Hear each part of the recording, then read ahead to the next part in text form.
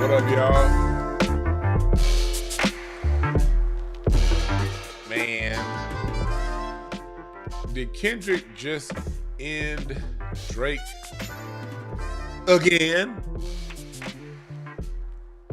Oh my God. This video just, yeah. The video was real. The video was real. We're going to talk about and we're going to review the video from the LA niggas perspective. I'm going to give you guys some nuggets, not only in the lyrics, but also I'm going to give you guys nuggets not only in the lyrics, but we're going to also have nuggets in the visuals. The different parts of Compton and South Central and Watts that they was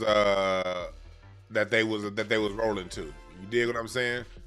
What I'm doing right now is I'm sharing everything. I'm sharing everything to my social media to let everybody know that we're here. YouTube likes BSing sometimes. YouTube likes, they like being on that BS and not sharing shit. So make sure you share it. Make sure y'all share it for me, all right?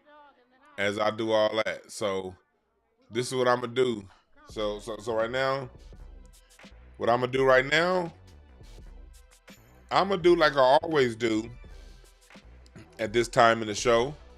I'm gonna play the music, and when I play the music, what I need you to know is when I play the music, I want y'all to take a screenshot of the thumbnail and put it down to your Instagram stories, or just take a screenshot of the show, put it in Instagram stories, put a link in there and say, "This fool, DeJuan Brown, is live."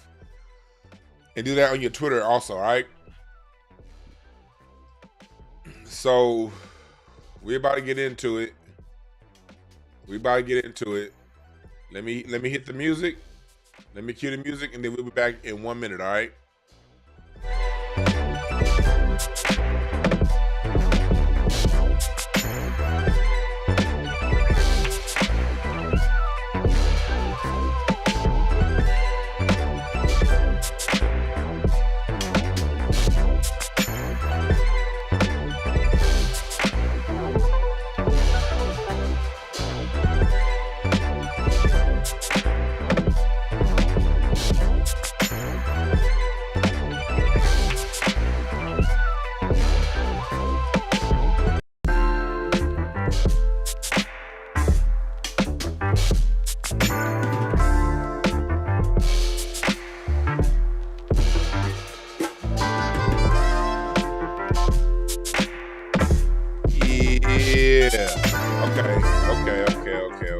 Okay. We live now on YouTube. Here we go. Now, there we go. Okay, cool. I got that in. All right, now I gotta post it one more time over on Facebook. Cause I gotta do it. My Facebook goes over to. Let me see here. Here we go.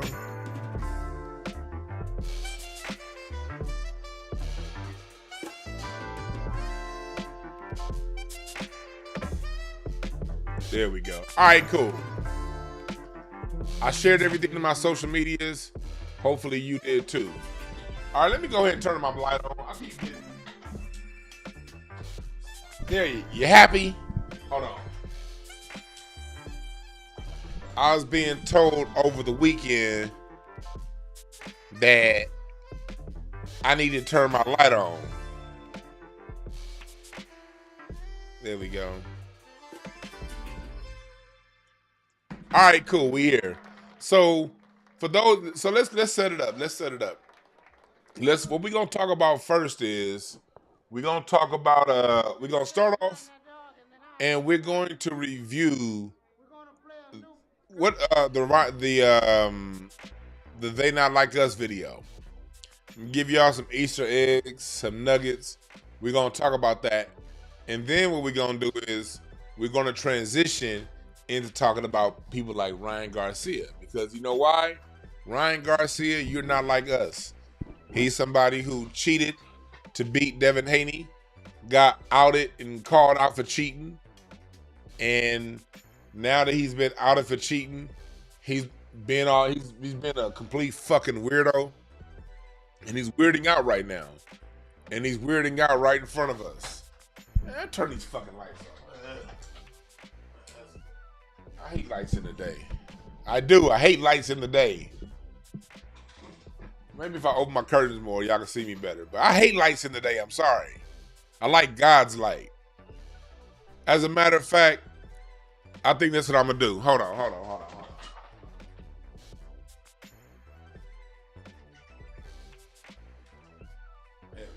There we go.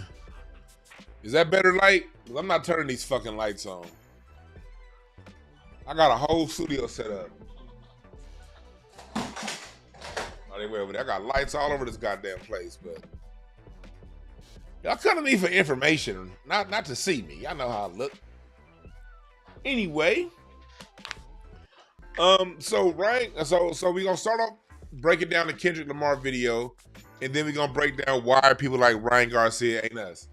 You had all these monkey ass niggas, and I did say monkey ass niggas when Ryan Garcia won the fight, acting like trailer apes, going around, ooh look, he beat that nigga's ass, ooh. And then when it came out that he was cheating, you had a whole bunch of monkey ass niggas. Oh no, you guys are just making excuses. You had weirdos like Floyd Mayweather and Bernard Hopkins being the biggest monkeys. And unfortunately, Tank Davis too. And I love Tank. But goddamn, Tank, did you have to monkey out for this boy? You whooped his ass. Wasn't that enough? So he had a whole bunch of niggas acting like monkeys. And now that Ryan Garcia came out and said that he hates niggas, all the monkey ass niggas that was supporting him, but quiet. You even got niggas making excuses for him, saying he needs prayer and Jesus. Boy. They not like us.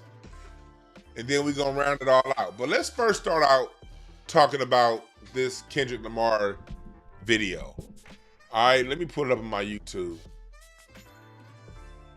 All right, let's start off with the video. Let's break this down. Kendrick came out with the Not Like Us video, and it's already in less than 24 hours at 16 million views. God damn. Like, I'm at the point with the song where it's like, I've heard it, like, my favorite songs is, from that whole thing is either Euphoria or Meet the Grams. Meet the Grams is probably my favorite because it's just so diabolical. And as a nice guy, as a nice of a guy as I am myself, I totally believe in proper use of one's dark side. And that song, Meet the Grams, was just criminal and diabolical and surgical. That's why that was my favorite. Because people be getting surprised about people like Kendrick is a king of clubs like me. It'll be all good. But when we decide to turn it up on your monkey ass, people like, oh, what happened? Niggas want to cry foul because you was the nice guy. Now, I be telling motherfuckers all the time, as nice as I am, and I love being nice, I love being cool, but I'm very, and let me say this real quick before we even get into this song, They Not Like Us. Y'all be thinking nice people are just gonna be nice, should just always be nice. And there's probably people out there listening to me right now who are nice. If you're a nice person, if you're a person that gets along with people, you cool with people, remember this. Peace comes at the end of a sword. So you have to be willing to get just as low and just as evil with motherfuckers as you are nice.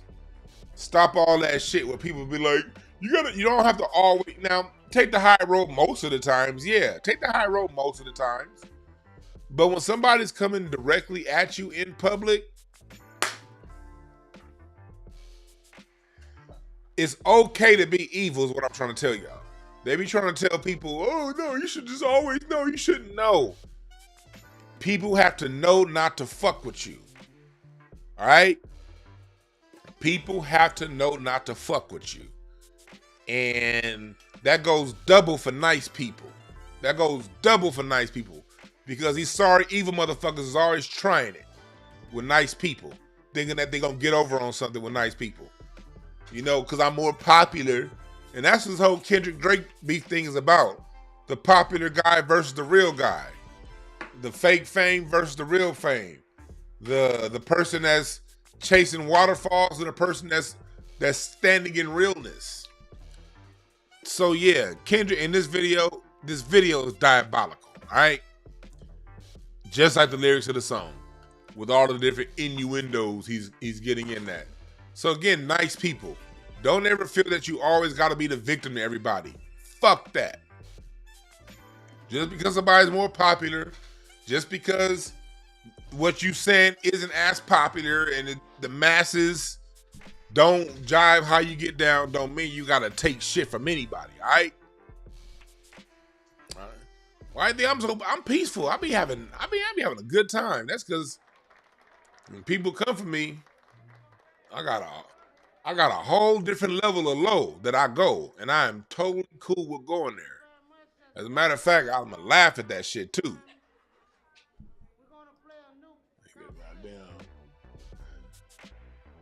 Skin your bitch ass, make you bleed, and laugh while you're bleeding. And that's what Kendrick is doing, making motherfuckers laughing while they bleeding. So let's go into this. I'm not gonna play the lyric, the music, all right? Because I'm not sure if I get a strike or not. I'm not sure if I get a strike, but I will play certain parts of the lyrics. Because in this first part, it looks as if he's alluding to a new song that he's getting ready to release or something like that. Because he starts off with a different song, then goes into Not Like Us. So I'm gonna play part of it. Out here up front. Okay, here it is. It looks like this here is something different. This isn't right here. Reincarnated. I was kind of just saying something right. So you see, it's a kind of a different song that he's playing. Let me try that. But it was a line he goes to in here that I want to highlight.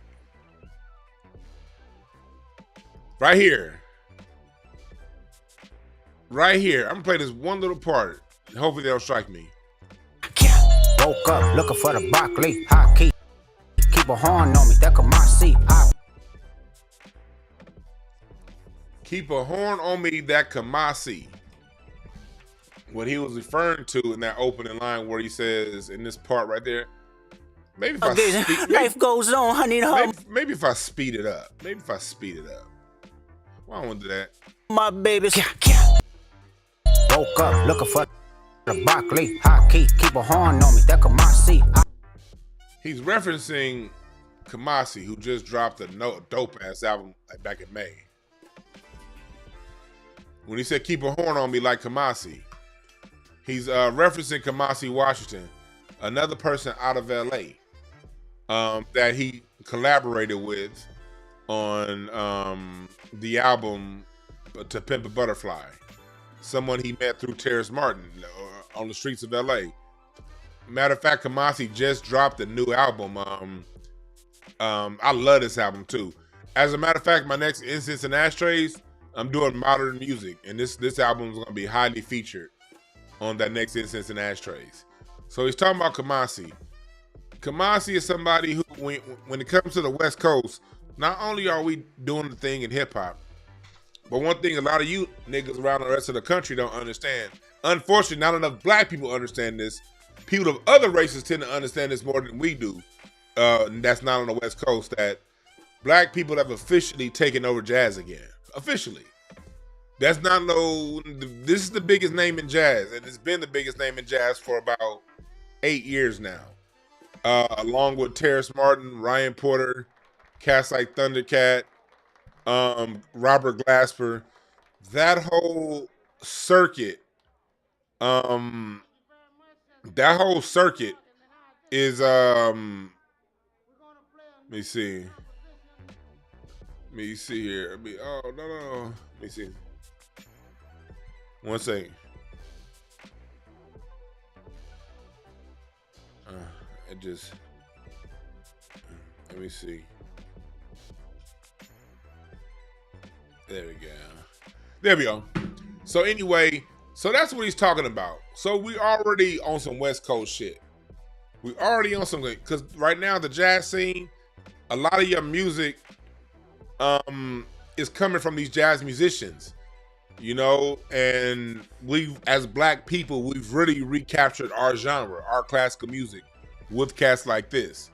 So the name drop that he's giving you the hottest name in jazz. And that's someone else who's from LA, who's done work with him on albums like To Pimp a Butterfly. So that's the first nugget that I noticed in this video. That was the first nugget that I noticed in the video.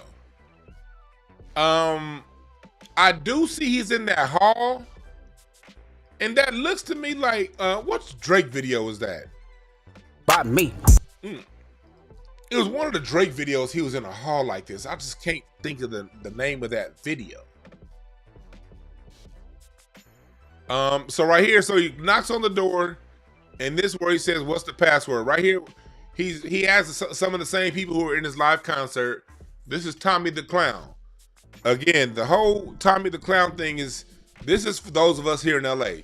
This for like when Drake made that reference saying I'm bigger in your city than you are. What Kendrick decided to do,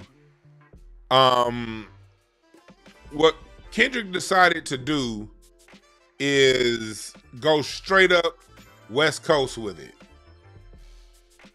And just go straight up West Coast with it by getting a West Coast legend and his dance crew in the video. And again, him performing at the Forum on the concert was significant, because when Tommy the Clown was at his height, the Clown Dance, I think it was 2002, 2003, they performed at the Forum and sold the Forum out. Do just straight up FBA crump dancing when that was hot. So he comes in, you got Tommy the Clown coming around, and he gets his crew. And if you notice, they're all wearing red, white, and blue. They come out crip walking. And blood, they come out C walking, B walking. The two different dances are always so goddamn close to me. The crip walk is one that got most popular, but I mean, the first walking I saw in LA was blood walking before I saw crip. I lived in a blood neighborhood. Them the Bloods used to do that shit real slow though, and be spelling out your hood. And then when the crip walk got in, them nigga write your whole goddamn hood out with their feet, then cross that bitch out and spin. Them niggas. I never crip walk or blood walk because I'm from the hood, and I know what happens to motherfuckers that do that dance. But I also went to Westchester High, and when I was in high school, I remember we used to have sea walking contests in high school. Like after school, it would be niggas lined up in front of the gym. And y'all know I went to Westchester High School where we were like state champions in basketball. But before basketball games, it'd be like 20 niggas lined up and having a sea walking contest. So this is just, again, some straight up LA shit. And for you, and then here's another thing. I hear people all the time saying, oh, Kendrick is celebrating gangs. He's celebrating. Look, it's not a celebration of gangs. It's not a celebration of nothing. Let me tell y'all something. Gang life is just part of being born and raised in LA. And if you raised here, look, it's a both and situation. If you were square like me, like I was and still am, if you were square, yeah, it's certain dangers and you don't like what goes on, but on the other end, those are your friends. The niggas that bang, you went to elementary with them. Niggas don't start banging. Niggas start banging around middle school and really into high school. The earliest bangers starting about middle school, but going into high school is when they really started to bang. Elementary school, y'all was friends, and just because they banging now don't mean you stop being friends or you stop hooping with them. So for all you cornballs that's not from LA, I don't want y'all coming around talking about some Kendrick is celebrated. He's not. This is a part of the culture, and it ain't all bad. I'm telling you right now, all of my memories, and I say all, A-L-L, of people C walking and B walking, nothing happened. Most of the time it was fun to watch. Now personally, again, I didn't do it because I just had a whole thing where I stayed all the way away from it. But when niggas had a C walk and B walk competitions out here in LA, and just be dead, most of the time it wasn't even a competition, it was just fun. Niggas have a song come on, you hear that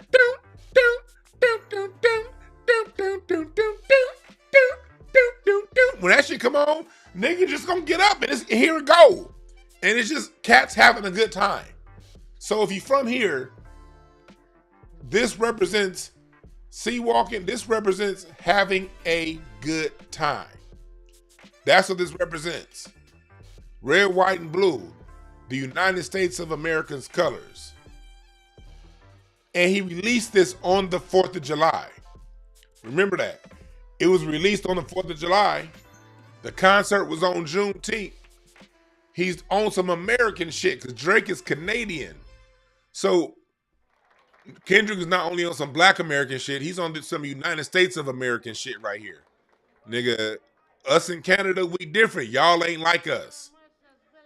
So you get this going on right here. You see everybody else in the background. Everybody's dancing as one. You got the sea walking going on, but you got the people in the back dancing as one, on one accord. Again, that's subconsciously showing that, you know, these is really showing that we are together. We are together. And then right here, this is the part where it says beat your ass and hide the Bible if God watching. Notice how they passing that around like they do in them jailhouse scenes. Another part, beat your ass and hide the Bible if God watching.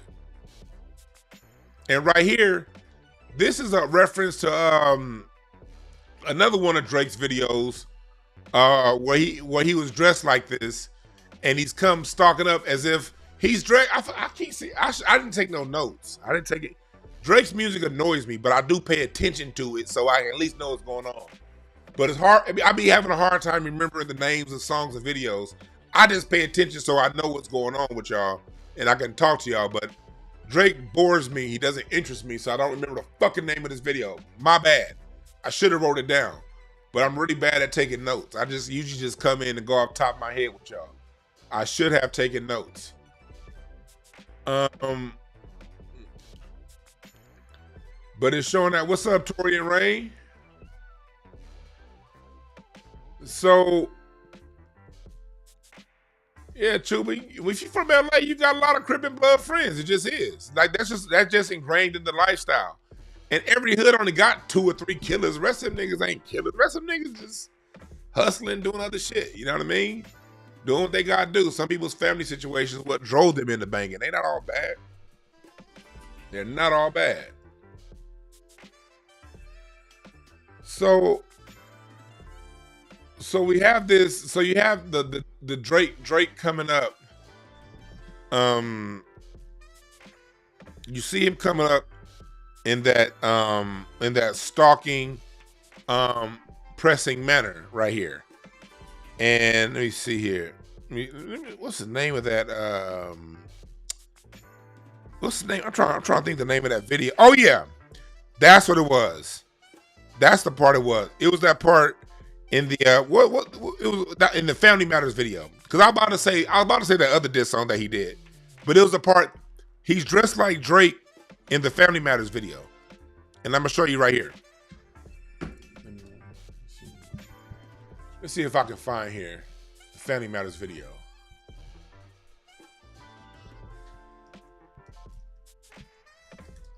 All right, let me see if I can fast forward to that part in the Family Matters video. It's a lot of Family Matters references in this video. You see how it's dark right here? Let me see if I can get to that part. Let's see if I can fast forward to that part for y'all. I didn't have it all. Where is that part at in the video?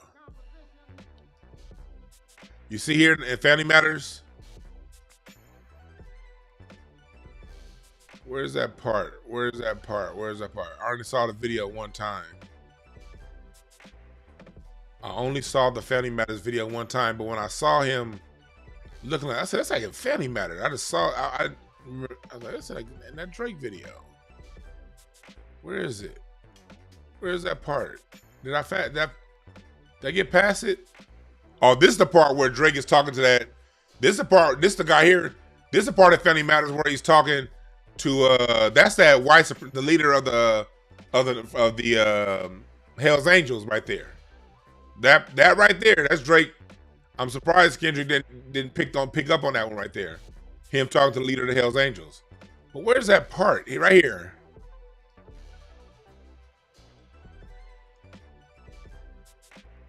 This part right here. You see this part in the video?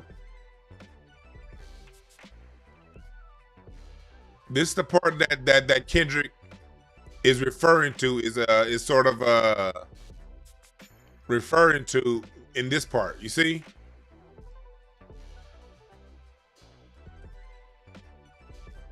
And then Drake in Family Matters in the video on the Family Matters video, Maz.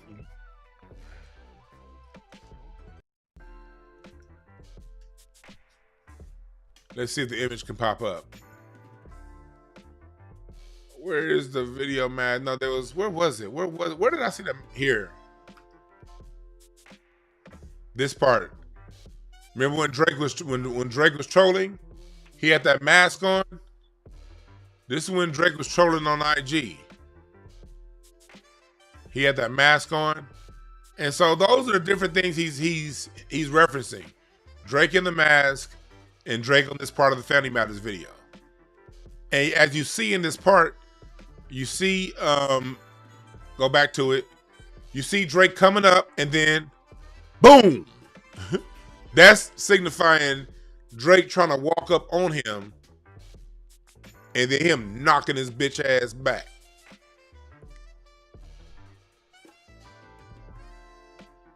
So you see that nugget in the video. And then right here, push-ups. This is Kendrick doing push-ups. Remember when Drake said, give me, on the song Push-Ups, he said, drop it, give me 50? And when Drake said, drop it, give me 50, that was Drake referencing the 50% that he said that Top Dog is taken from him. It's taken from Kendrick.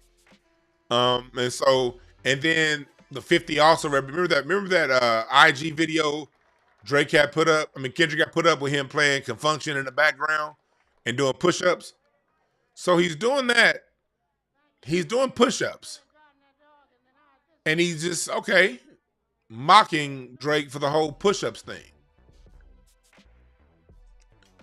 And so that's that part.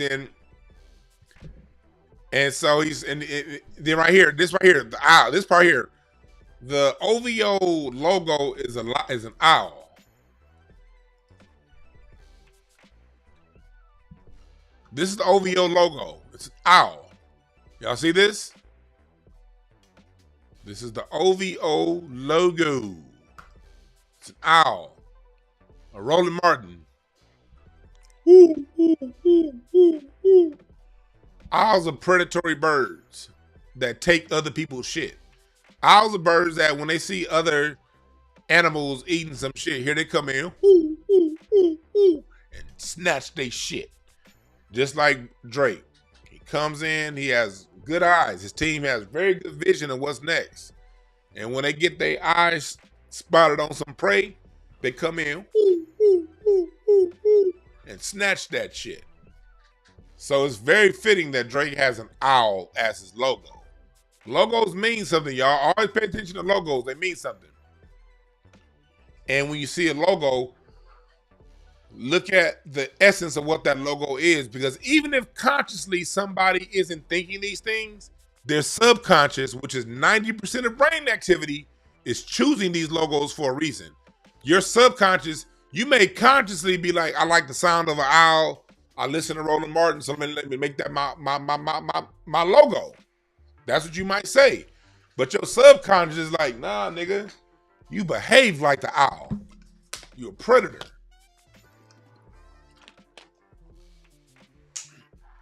So always pay attention to shit like that. Always pay attention to shit like that. Always pay attention. The subconscious speaks. So he's hitting a pinata of an owl. And also remember this. A pinata is also a celebration tool. It's a celebration for kids. It's a celebration for children. It's a celebration for children. So he's mocking Drake on one end, hitting an owl, but he's also doing some shit that you would do at a kid's party. What do you do at a kid's party? You hit the goddamn pinata. And right here, remember when Kendrick said that he has 5 plus 5? He already gave 5, but he got 5 more to go. If you notice, he's playing hopscotch, a kid's game, and he's basically letting Drake know, I already did 5, but I got 5 more to go. And then when he talks about when Drake is talking about I'm more popular in your city than you. So what he did was bring out the city. He brought the city out. And you see all of this unity. And he going down through Compton, driving through Compton with Mustard. Mustard has a Toronto Blue Jays hat on, and they went to Tams. I'm surprised they chose Tams over Louis Burgers, because Compton niggas generally fuck with Louis Burgers more than Tams. Tams is more of an LA nigga thing, because Tams is all throughout South Central LA. If you ever come to LA, I have a joke that I used to say when I'm on stage. I got a local LA joke that I do this joke only on stage when I'm here in LA. But I haven't done it in years. I say, you know you in the hood when you see a Tams. Because Tams is only between Western and the 710 freeway. Nigga, from the 10 to the 91. In that box, you gonna see 100 some odd Tams. But it ain't no goddamn Tams in Culver City. It ain't no Tams in West LA. It ain't none in the Valley. Because in my personal opinion, they put nigga grease in Tams food. So if you in LA, if you see a Tams nigga, you's in the hood. You either in South Central. You're not even in Tams. This is how grimy Tams is. They're not even in Inglewood. You're not gonna find the Tams in Inglewood. They too grimy. But you will find the Tams on Figueroa and Slauson, nigga. On Western. You gonna find them hoes on Alondra. You gonna find them hoes on Slauson, on Gage, nigga. That's where you gonna find Tams. So Tams, and in LA, we don't even call it Tams. I'm only calling Tams for y'all. If you from LA, you call it by the number. You be like, nigga, I'm going to 21, nigga. I'm going to 17. As soon as you call out a number, LA people know what you're talking about when you call out a number. People ain't from LA like, what do you mean? You're going to number 5? What are you talking about? So this is some LA shit. This is some LA shit. LA niggas call it by the number. Yes, Larry, that's the one on Rosecrans and Central. Yep. And to show you there is no Latino influence in hip hop, although Latinos may be around, we don't call it Rosecrans. We call it Rosecrans, nigga. Not Rosecrans.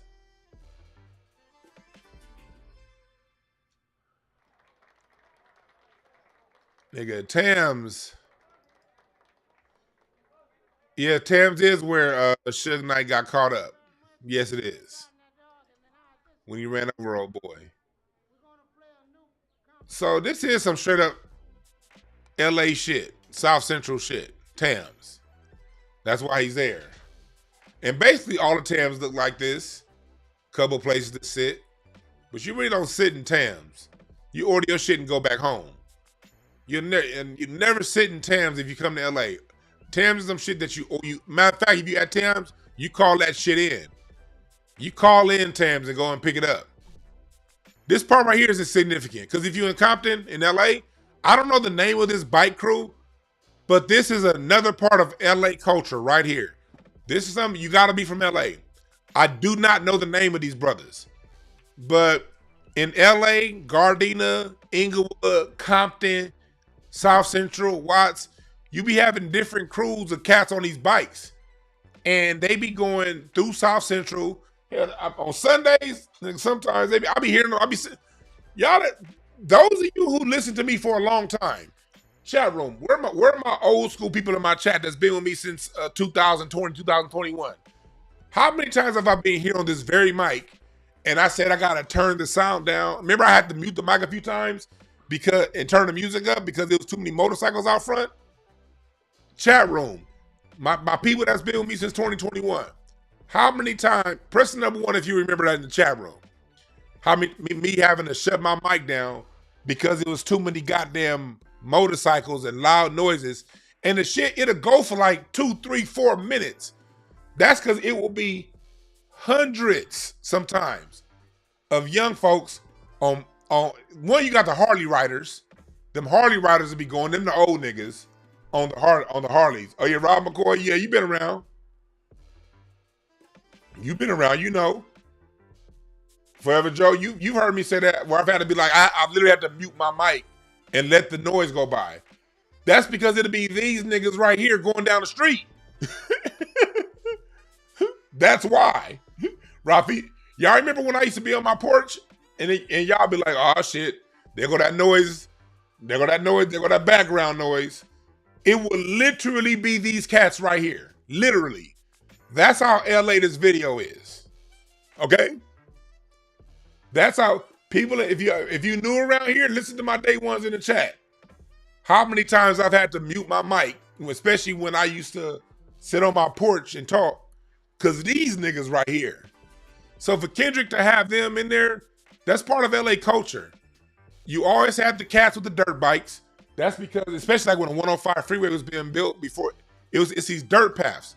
And in Compton got these dirt areas where it's just rural land. So Compton's always had ATV and off-road.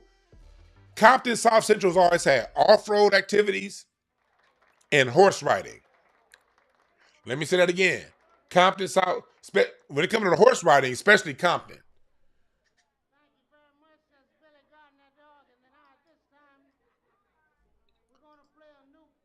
Especially Compton. Horse riding. But this is this is normal, especially on a Sunday, to see these cats going through town. So that's how LA this video is. Having the biker crews on Sunday in LA, you're going to see them. And here you got shipping containers. This is the port of Long Beach, it looks like.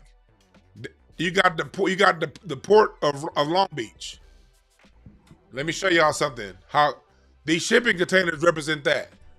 And remember this. These people, these traffickers, they be using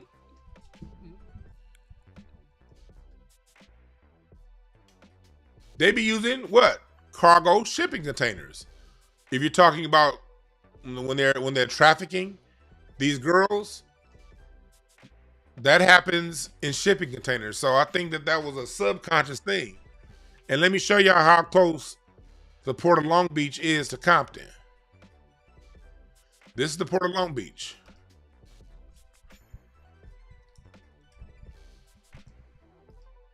I'm gonna give y'all, this is the Compton courthouse. Compton and Long Beach are right next to each other. Compton and Long Beach. Here's Compton. If you're from the hood, you know about the Crystal Park Casino. Compton. Compton. It's all Compton. But then the minute you cross the 91 and cross the 710, you in Long Beach. This is how far Compton is from Long Beach. Compton DMV is right here. Jordan High School, this is Jordan Long Beach. Long Beach is right over here. So that's the difference when you talk. So when y'all hearing all that Compton and Long Beach stuff, you got to understand Compton and Long Beach are divided by a street. All right, they're not that far apart. So he's leaving the Compton courthouse, and he came down to the port of Long Beach, port of LA, and that represents these shipping containers. And if you look, he had this person you see right here. That's DeMar DeRozan. He said, "I'm glad DeRozan came home. Y'all didn't deserve him neither." That's Compton native DeMar DeRozan, who I'm sure I'll probably see this weekend in the Drew League. He played in the Drew League every summer.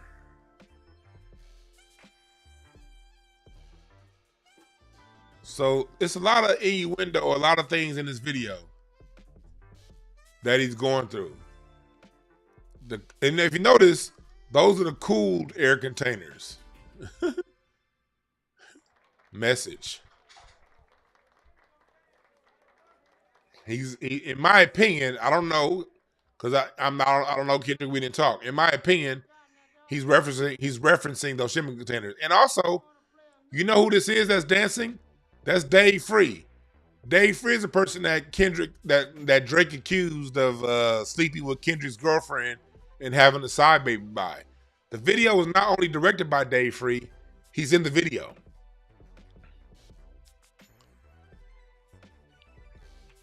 He's in the video. And then back to the sea walking. And right here, this is the Nickerson Gardens. The Nickerson Gardens is where TDE got put together. That's where Top Dog Entertainment. You got Schoolboy Q. You got the whole TDE group right here. That's all the TDE together again. And that's where they all hooked up.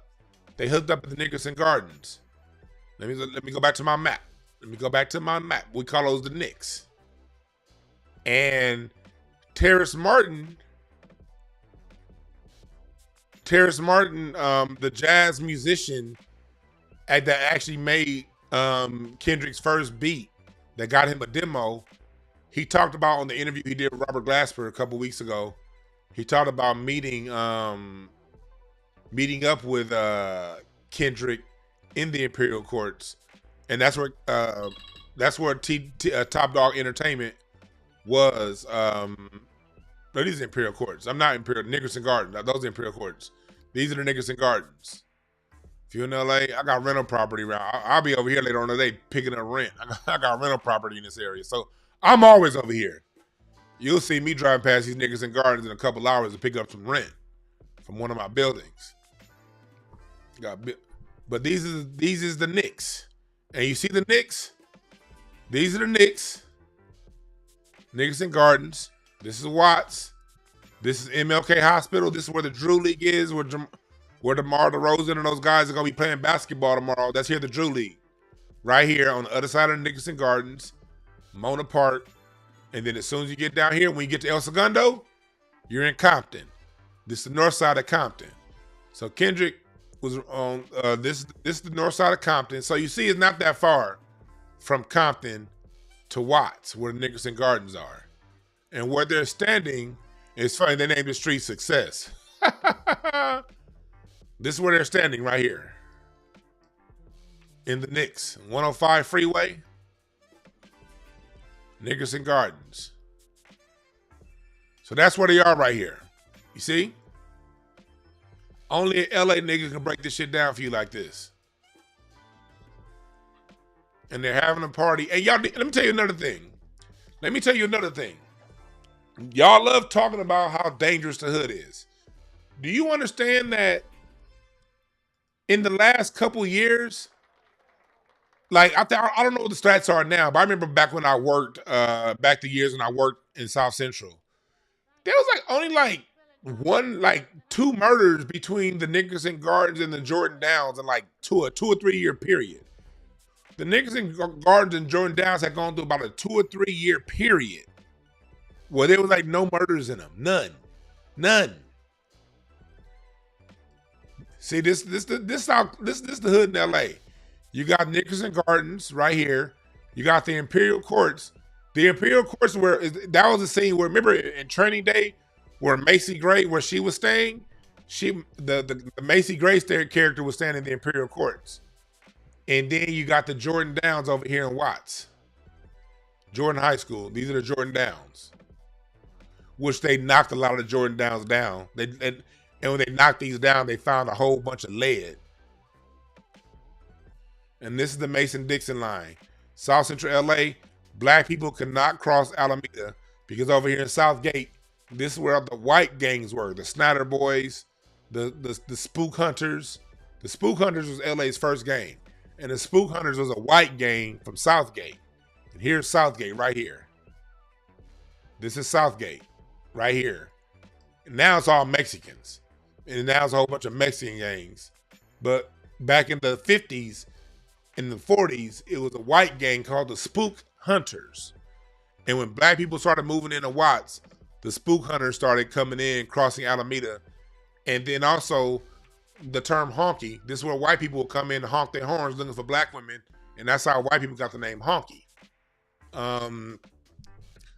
But yeah, the reason why gangs, and the first gang in LA, the Crips started off of Main Street. This is where the Crips started, right here.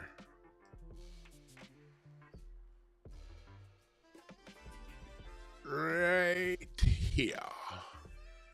The Crips basically started right here on 63rd on Gage and San Pedro. It's all Mexican again now. But this is basically Raymond Washington, the leader of the Crips. When he got shot and killed, the Crips, this used to be called Bethune Middle School right here. Where'd it go? The Crips basically got started, well, it used to be, but let's say it's called Bethune Middle School. This is about where the Crips got started. My granddaddy owns property over here. My granddaddy's owned property over here since the 60s in this area. And this is where Raymond Washington got killed. The leader of the Crips, 63rd and the San Pedro. When he got killed, the leader of the Crips, Raymond Washington, he was on this corner right here. So this is a tour of South Central LA and why this video is so goddamn LA. You got South Central right there, and it's not too far, again, like I said, from the Nickerson Gardens, which is where he's filming this video. All right. Somebody said Tookie started the Crips. Tookie didn't start no goddamn Crips. Fuck out of here. Crips started by Raymond Washington. Who the fuck said Tookie started the Crips? Tookie came later.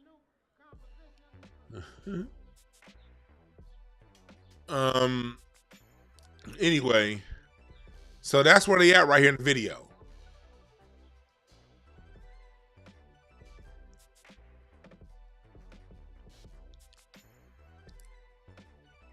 And I like the way he has it coordinated. The part where he's talking about Atlanta and the slaves. He has the crew, the Tommy, the crump dancing crew, dancing on one accord, dancing all together.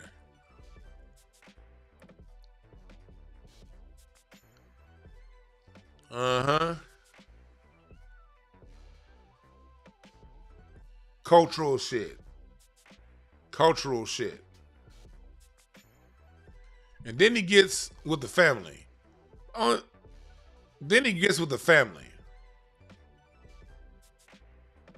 That's his fiance and his two children.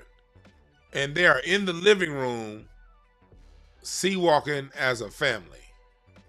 This is so beautiful. And what happened is, some weird ass thing gonna be like, he was doing a gang dance in front of his children. Nah, it's a dance of unity and coming together in South Central LA. That's what it is. Yes, Linwood and Compton are divided by a street. Yes, they are.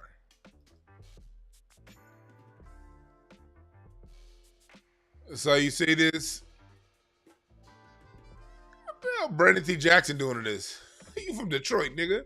But it's cool. We from LA. LA people accept people from outside. LA accept outsiders.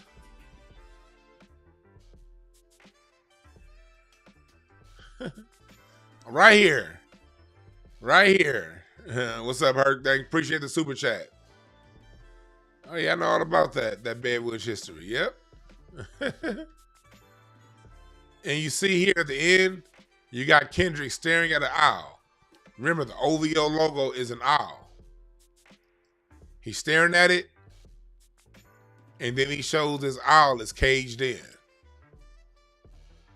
And notice the posture of the owl. Owls usually stand up erect.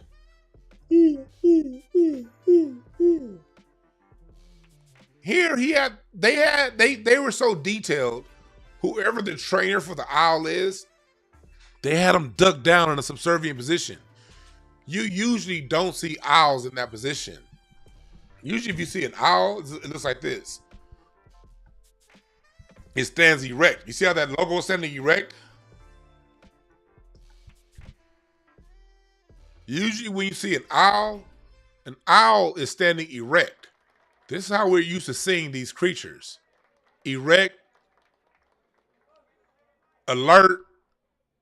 Usually that's the body language of an owl when we see a picture of an owl. For them to have the owl with usually having this tucked in body language, that's a trainer that's telling the owl to tuck in his body language like that. It's giving the body language of timid, soft, finished, done, completed, caged in, boxed in, run over. That's the body language this owl is giving. And it's in a cage. You see that?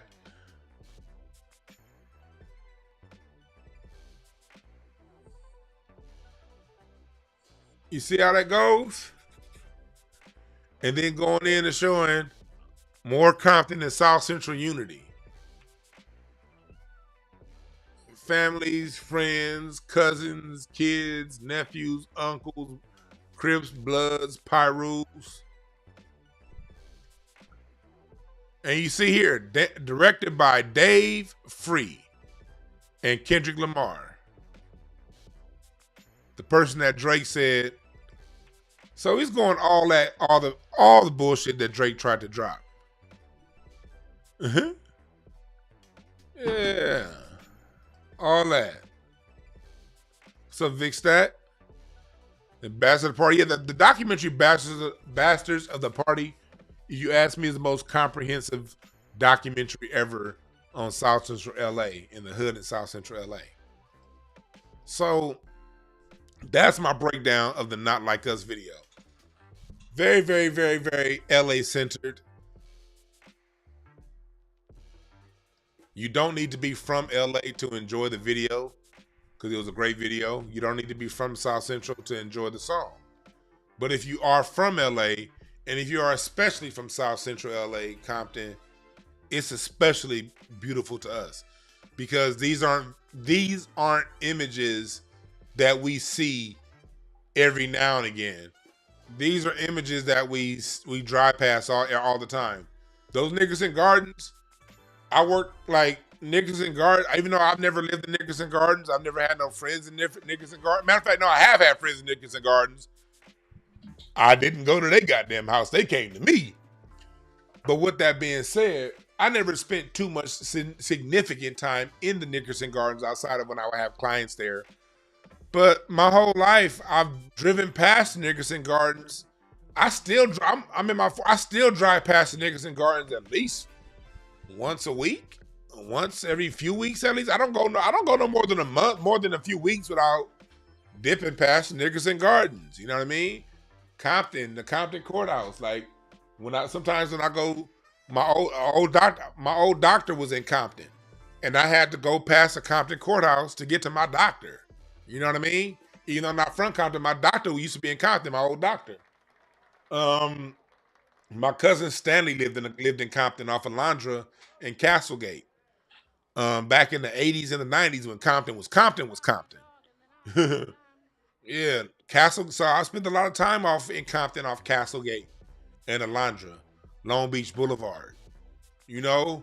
And if you from LA, nigga, you didn't have them goddamn chili cheese fries at Tams. LA niggas. LA niggas. Person number one. You done had them damn chili cheese fries from Tams. I can't do it no more. Them hoes put me in a coma. Right now I'm in my 40s. I eat some chili cheese fries now from Tams. I'm be and it'll be 3:30 in the afternoon. I'll be so for that reason, not because they ain't good, but because god damn I'm gonna be knocked out if I have some. Hell yeah, you know, you been to Tams. You done had them chili cheese fries at Tams, nigga. So it's most definitely some LA shit. And again, you only get Tams in the hood. You're not gonna get Tams in any, if there's any neighborhood white folks or non-black people live in, no Tams are gonna be found. You're only gonna find Tams where black people live and Mexicans. I know you from LA. Nigga said with the pastrami meat.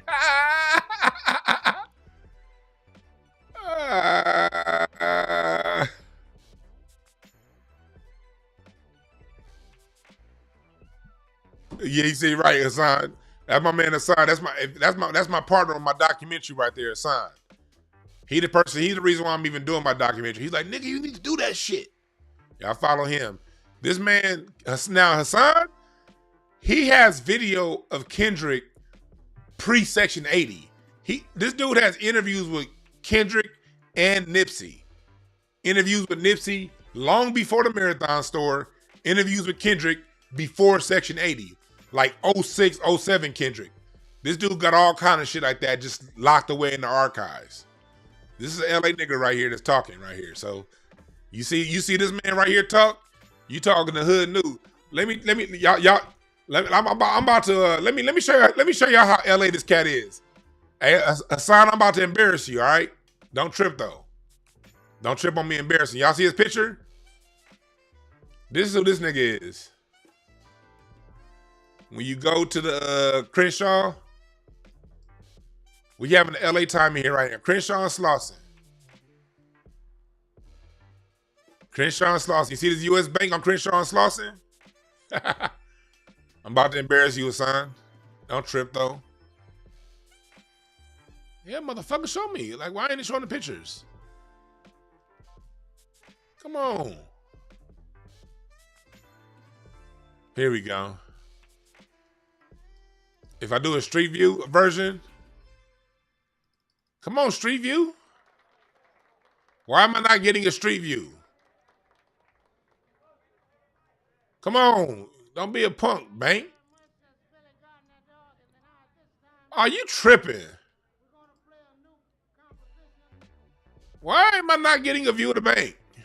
Well, anyway, if you Google that U.S. Bank building on the corner of Crenshaw and Slauson, I don't know why my computer acting like a hoe right now and not giving me a street view. But if you can get the street view of this right here, what you'll see, oh, here it is. If you look here, this is how LA we are over here. This is my man Moses Ball. My homeboy Moses painted this mural. Nipsey got shot while this mural was being painted, so he added this on. But if you come to this part of the mural, you see that person right there on the mural? You see, y'all see this? This is him. This is his son and his son. Y'all see this person right here where it says Hood News? That's this nigga right here. Hold on. Here we go. Y'all see this part right here? This is the mural. This is Crenshaw and Slauson. This is the corner, y'all see? That's where Nipsey got shot. My homeboy Moses was painting this when Nipsey got shot. Nipsey got shot right there. But my man Hassan is so LA, My man Moses painted him on the side of this building on Crenshaw and Slauson. And that's where Nipsey got shot, right over here at the Marathon store. And the story goes, my homeboy who painted this, my homeboy who was standing right here when Nipsey got shot, he told me that every day for about 3 months, these undercover cops would be parked in this Louisiana chicken lot, and they would be sitting here monitoring the Marathon store. It's always they would either be here, and there used to be something called high-tech cleaners right here. This used to be high-tech cleaners. It's got knocked down now. But no, the junkyard was on West Boulevard. This was high-tech cleaners. And the cops would be sitting right here monitoring Nipsey every fucking day. Except for the day Nipsey got shot. The only time them cops wasn't here was the day Nipsey got shot.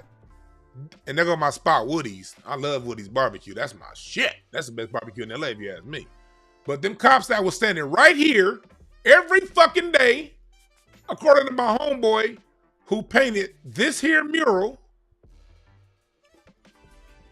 while he was painting this, them cops was monitoring the Marathon store every fucking day, except for the day Nipsey got shot. So yeah, LA's a different thing. It's a different beast out here, y'all. It's a different beast. But salute to my man Son. Y'all got to see his logo. So if you ever drive by Crenshaw and Slauson, that's who you looking at when you see that. You're looking at my co-producer of my documentary, It's Bigger Than Hip Hop, the Black American Music Family Tree. All right? Just letting y'all know that.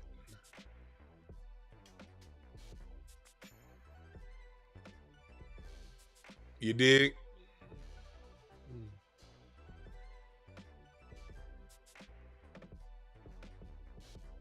Yep. So what that does is it transfers, and that dovetails perfectly into my next subject right here as we're an hour or two in. We're an hour or two in. We're about to go into Ryan Garcia and They Not Like Us and the whole racist rant Ryan Garcia went on. We gonna go into that. We gonna go into that, the whole racist rant. But before we go into it, this is what I need y'all to do. I need y'all to go to DewanB.com. I'm going to push back the start date to my reading class, but still register for my reading course. I'm going to push it back to August. We're going to start in August. And I'm going to extend early registration to where you get $100 off the class. I'm going to extend early registration, but sign up for my card reading. If you want to learn how I read cards, you want to learn from me, the person who teaches you who reads the cards online, get it from me. Get my Black American Music History course, or get it class by class. Or what you can do is you can sign up for the Patreon, and if you sign up for the Patreon, you'll get these classes depending on what level you're on, and some more music breakdowns. We'll be doing some more music breakdowns. I just uploaded some new music breakdowns to the Patreon account this week. And you can go visit and go to the shop. You can go to the shop and get what you need here. Get all your goods. The Black American Music Family Tree. You can watch my documentary on the front page of the shop of the website. You could donate to the GoFundMe. It's got a pretty big donation. We almost done with it. We need a few more donations to really edge it out and get it right. And then we gonna get it all. We gonna get it all in. All right. Go to DewanB.com. Go to BreakthroughCards.com. All that stuff.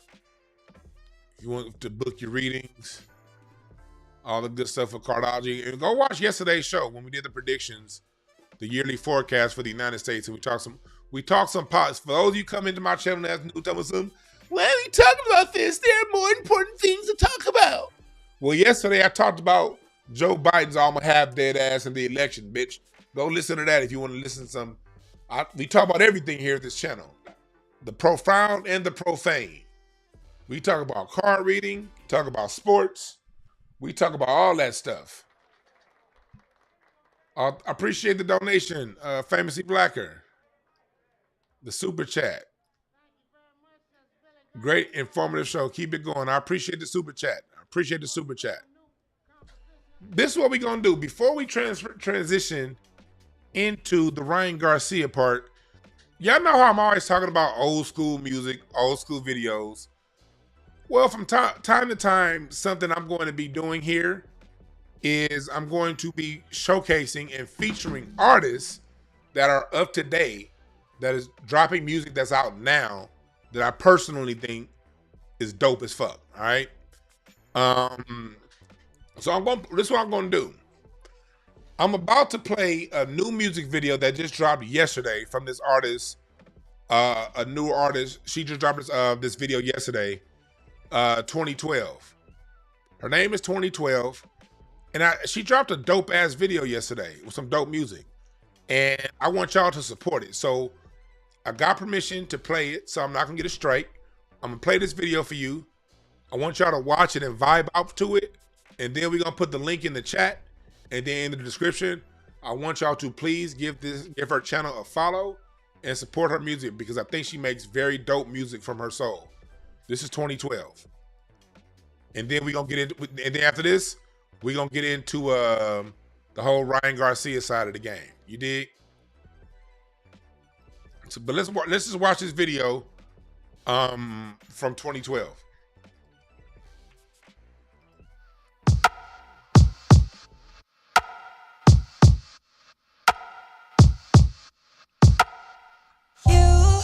You have a way of showing me things that I never know. I needed to live, needed to breathe. How badly I crave you. It's a lot of things going on in my brain. If I say, can you reciprocate? It's a lot of things going on in my brain. If I say, can you reciprocate? What do you think about me? Tell me you think about me.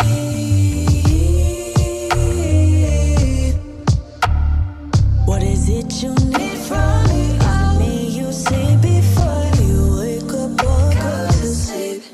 Tell me you think about me.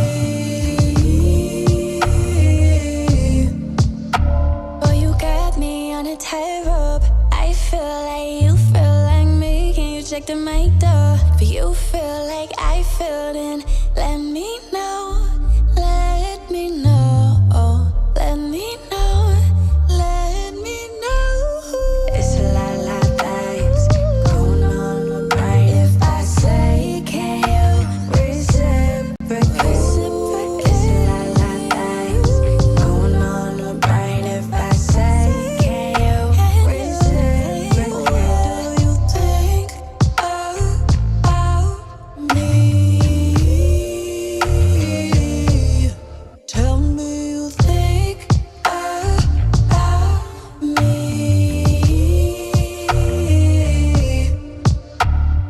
What is it you need from me? Is it me you see before you wake up or I like that go to movement. sleep? Ooh, tell me you think about me. Y'all know I love movement and music.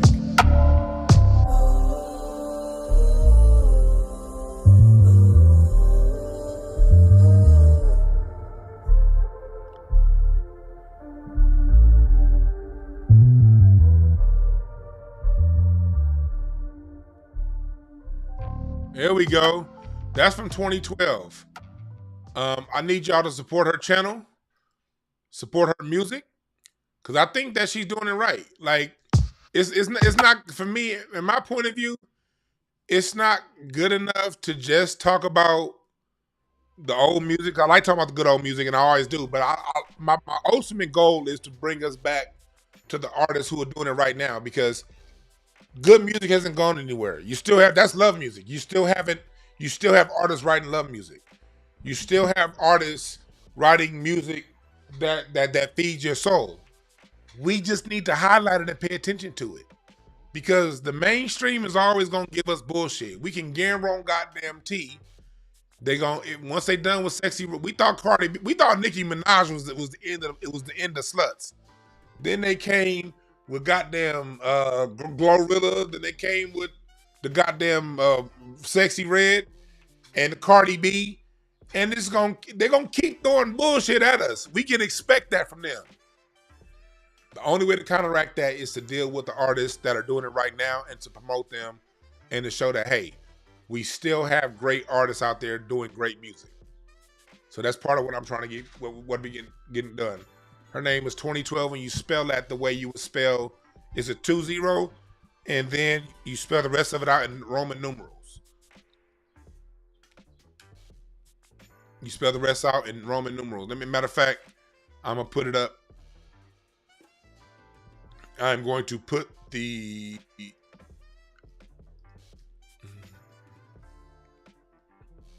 I'm going to put it up right here.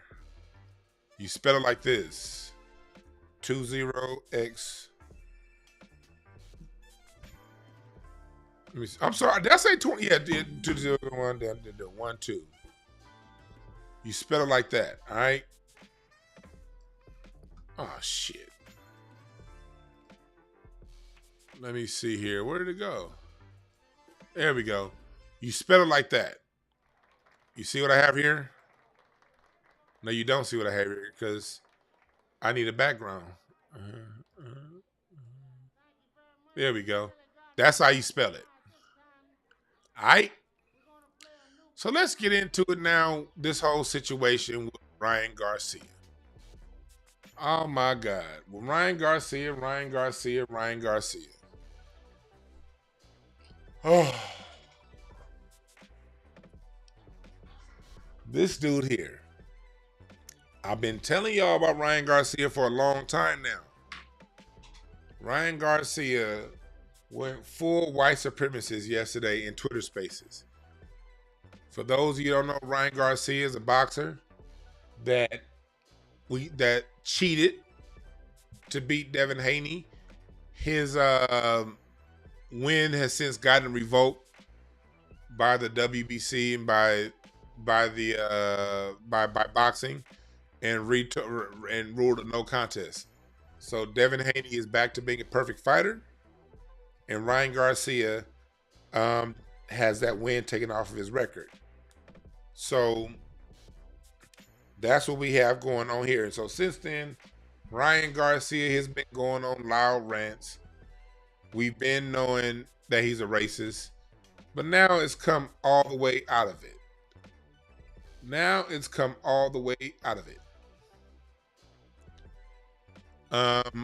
He yesterday in Twitter Spaces said, and I'm not gonna play it. And the reason I'm not gonna play it is because I played some shit a couple months ago from Canelo Alvarez where he said some shit in Spanish and YouTube suspended my account for a week. So I'm not gonna play anything Ryan Garcia said. But he, for the most part, basically, he said things. I'm gonna go through a few things that he said. He said Michael B. Jordan is a nigger, and I don't like Michael B. Jordan because he's a nigger. He said that about Michael B. Jordan. He said George Floyd should come home from the dead.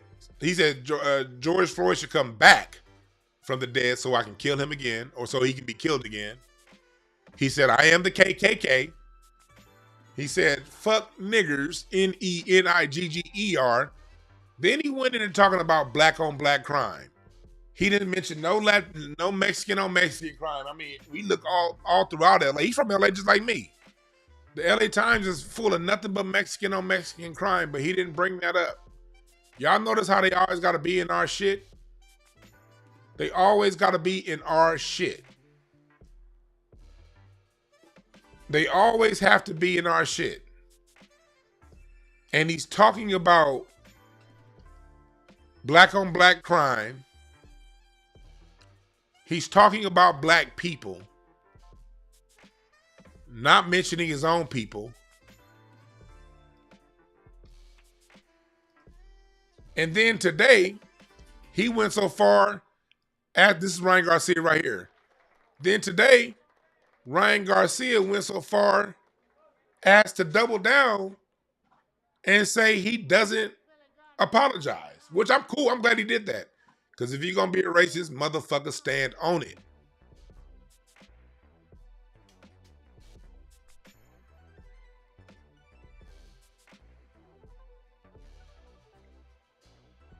You know what I mean? We got over 900 people in here right now. We got over 900 people in here. I need y'all to hit the like button, hit the share button. And again, y'all, if y'all gonna do me a favor, if y'all gonna do anything for me, y'all gonna go subscribe to 2012's YouTube channel. Type, that's how you spell it. That's how you spell 2012. 20 and then 12 in Roman numerals.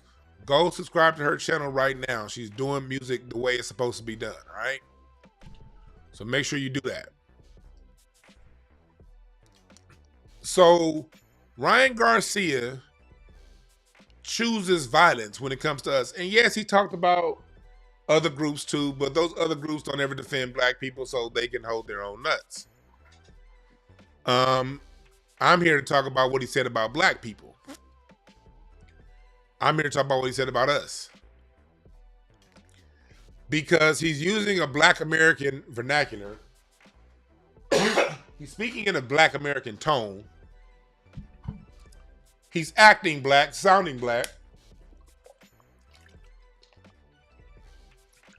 while talking shit to black people.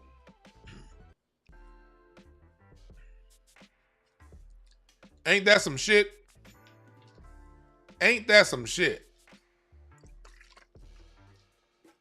And he went on and on too. This isn't something that he just said once and kept going.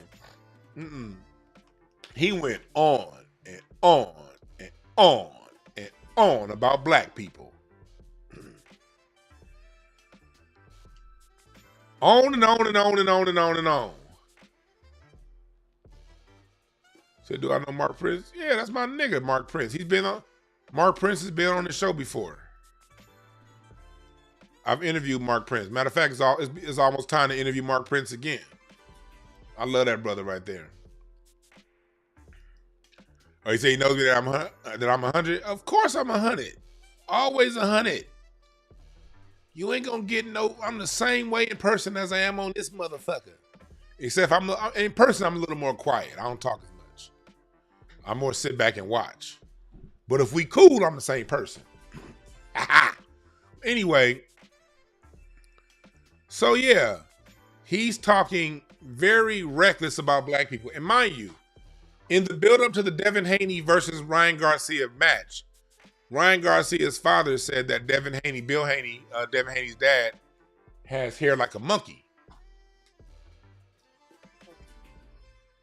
So now you know where Ryan Garcia got it from.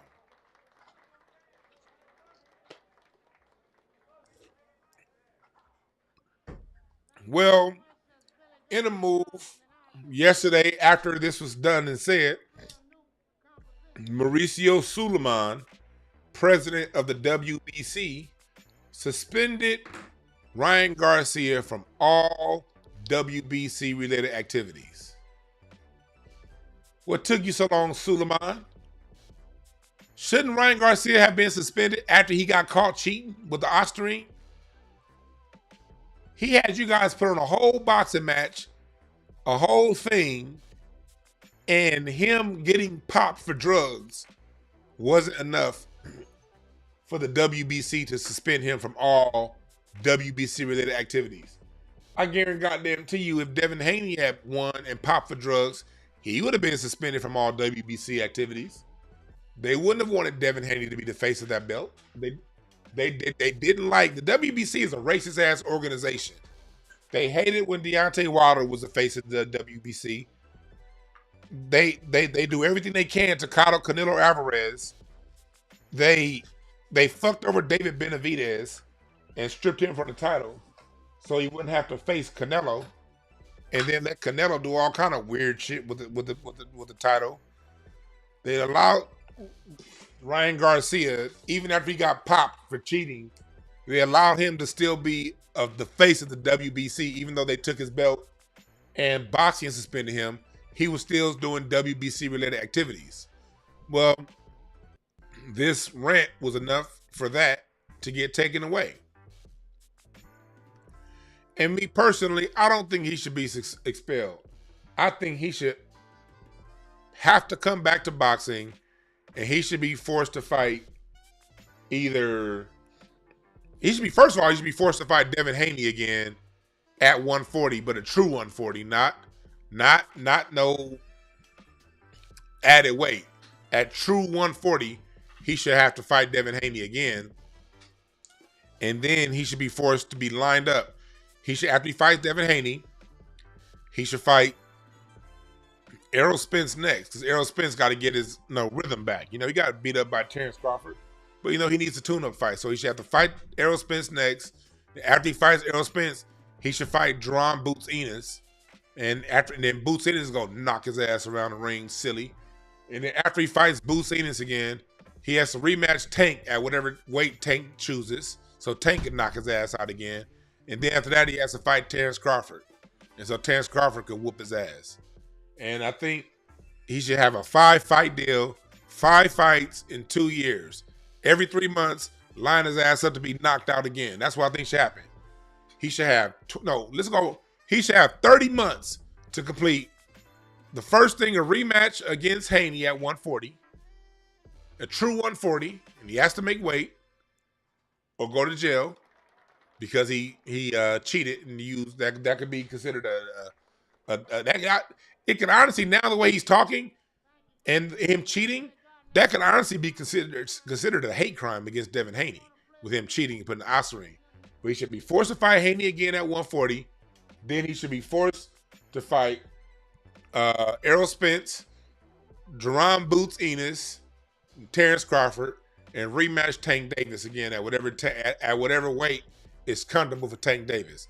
That should be his comeback to boxing. That's what I want. Because Boots Enos, man, if you fought Jerron Boots Enos, man, Jerron Boots Enos will walk this motherfucker from Los Angeles to Tegucigalpa, nigga. This nigga will walk his ass from San Antonio to Chapultepec. This nigga, Jerron Boots Enos, will walk his ass up and down them pyramids all throughout Mexico. Up the mountain and down the mountain. Nigga, Jerron Boots Enos will dog walk his ass into them underground portals that the Olmecs left Mexico City through 2,000 years ago, goddammit. That's what we should have. So this is what he did. And now I want to transition into the reaction. See, this is why you got it. Boxing is a race sport. Boxing is all about race. If you're looking for 2012's channel, I just put it again in the, if you're looking for a channel, I just put it again in the description. I mean, in the chat. And then for those of you watching later, it will be, matter of fact, I put it at the top. Let me see.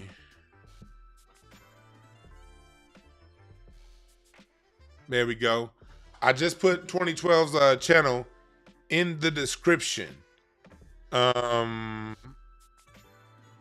the description. So it's in the chat and it's also in the description. All right. And then also follow 2012 on IG at 20. Then let me share a profile to my computer. Let me airdrop it to myself. Let me airdrop myself this profile. Boom. I just tweeted it.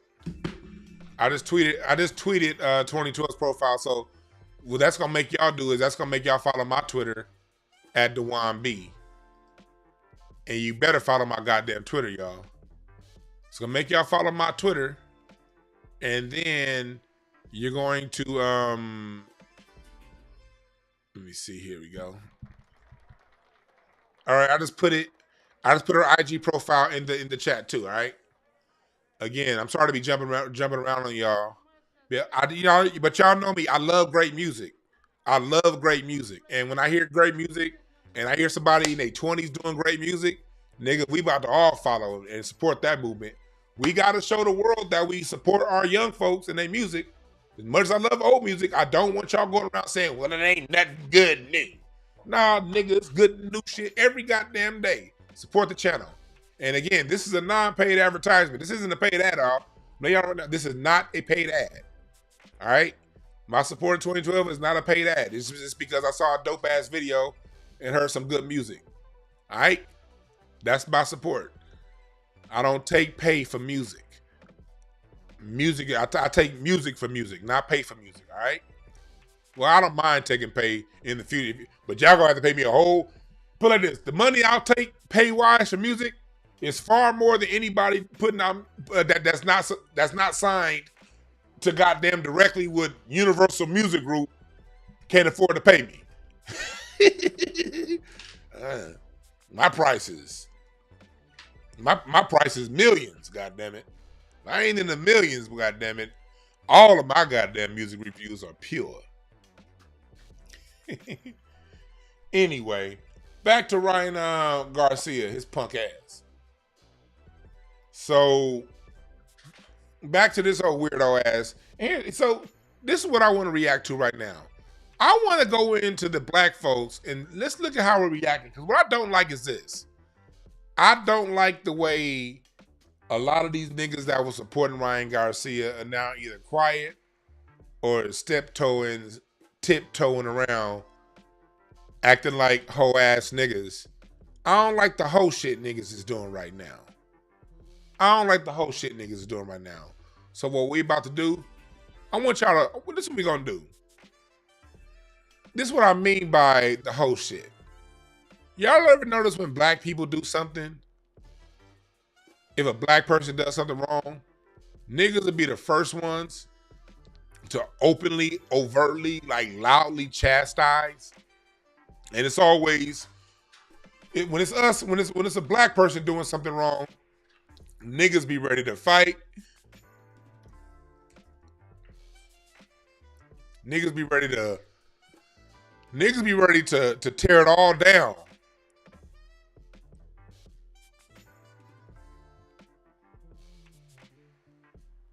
When it comes to another black person. I'm gonna give y'all an example. An example is gonna be Steven Jackson. Somebody who I liked him, you know, when he played basketball. But since he's been off, Kwame Brown exposed him a few years ago. And, you know, he's been basically studio banging ever since.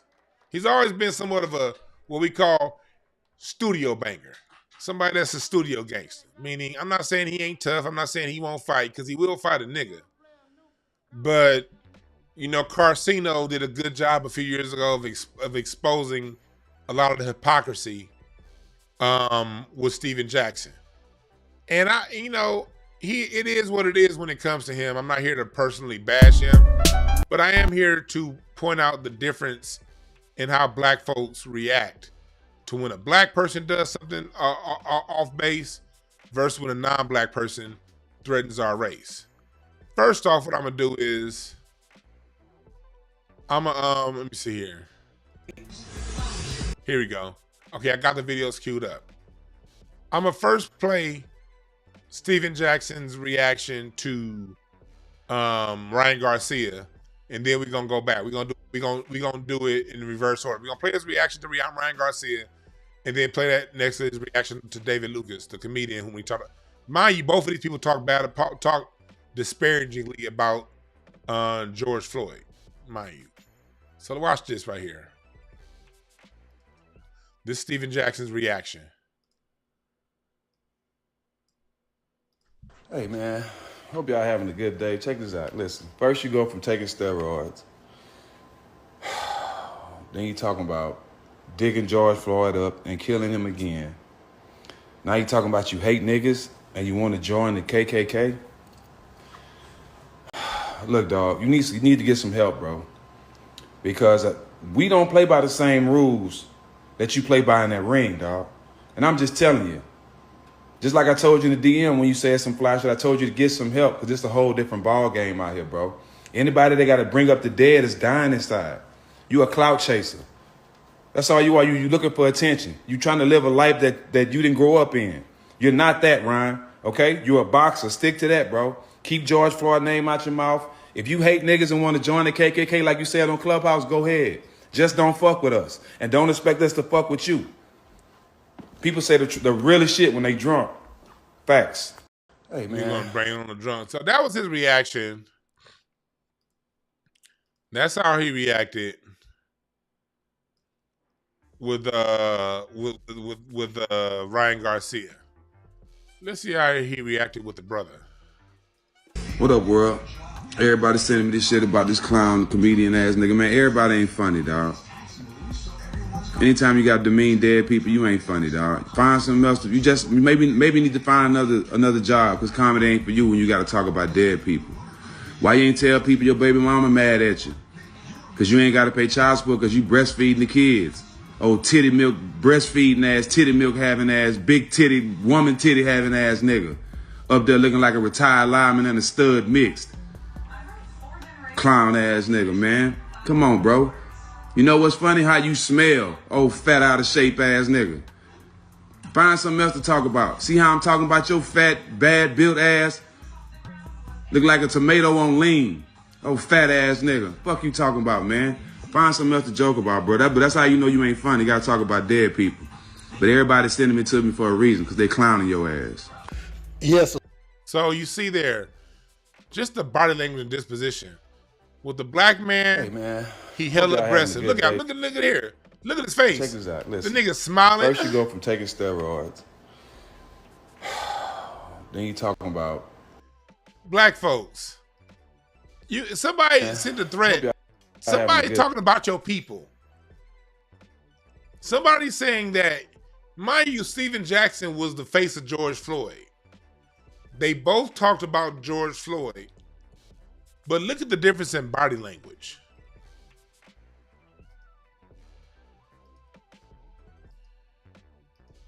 He ain't smiling. And don't get me wrong, David Lucas is my guy. He was wrong.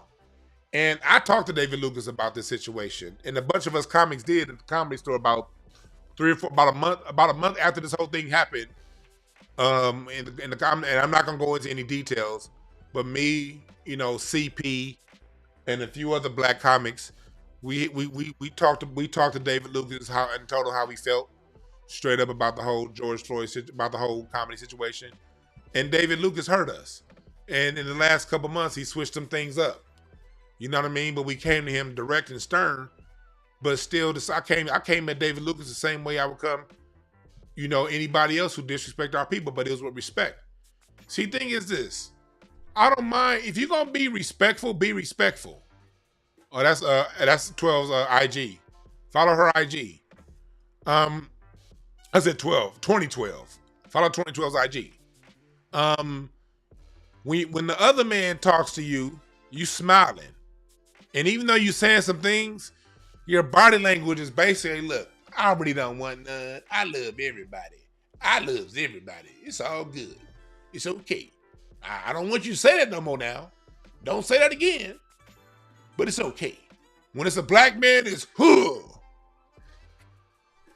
And that's my issue with people like this. If black people want to solve racism, if we want to solve this issue that we're in, I have a very, very, very simple formula for helping to stem at least 90% of the racism that we experience. Forgive black people the way you forgive others. Soften your body language. When you have a confrontation and an issue with another black person where you might have a misunderstanding, how about we soften our body language with each other? How about if there's a misunderstanding of something that happened and you want to get to the details, how about we be understanding to each other? And when it comes to the aggression, the aggressive body language, how about we give that to them? What if we as a people can have this aggressive body language when people harm and hurt us and mistreat us and verbally abuse us? What if we can have this body language towards them and this passive soft body language towards each other when we fuck up? What do you think will happen overnight, black people? If we can be this understanding with each other when we fuck up and be this aggressive towards others who fuck with us, problem solved.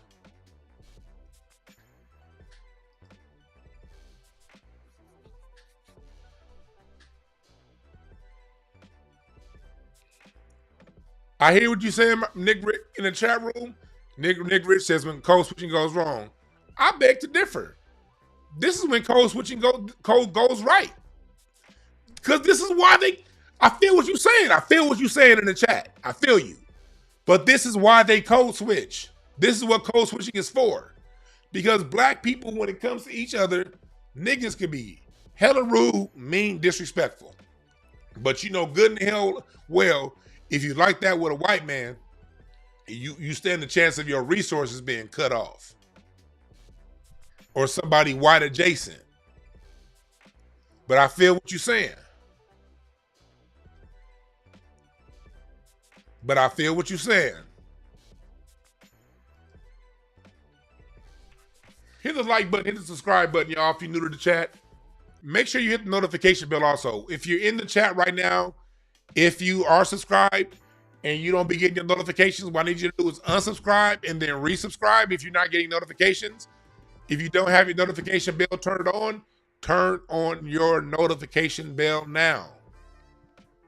All right? So, because I go live at all different weird ass times. So I want y'all to know when I'm live.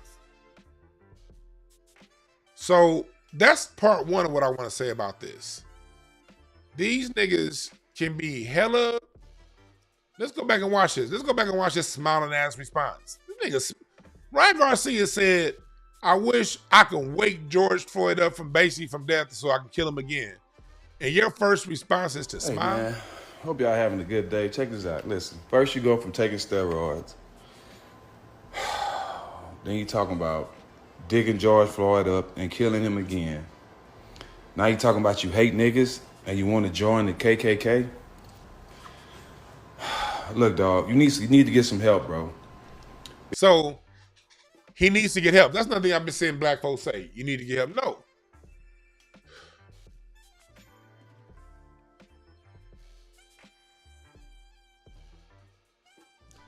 Black people. There is no help for racism. You ever notice you can have an old white man with dementia or Alzheimer's? That motherfucker will forget to put his pants on. He'll forget who his children are, but he'll still say nigga. You see them old white folks with dementia all the time. I know people that work in old folks' homes. I had a cousin that used to work in the old folks' home. Man, you talk about how them old ass white men, them niggas will forget how their kids look. They forget their wife's last name. And the wife's last name is the same as theirs. But they don't forget that word nigga. They don't forget how to be racist. Racism is ingrained. It's not a mental, it's a choice.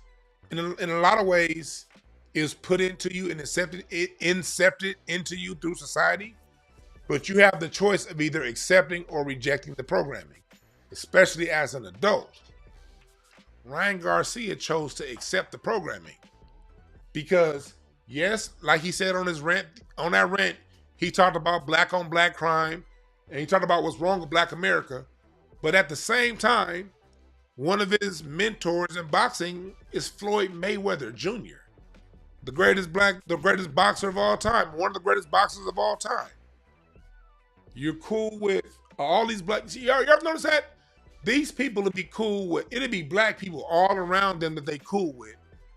But their point of view on black people ain't the ones that they know personally. It's the ones that they see on TV and in the news and on YouTube. The degenerates within our society. That's what they'll point to as the example of black society. The worst amongst us. That's how they get down.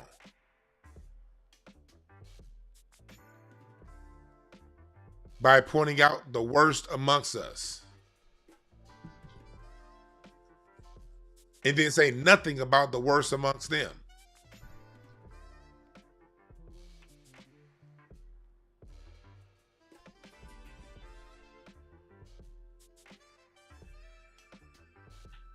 You dig what I'm saying?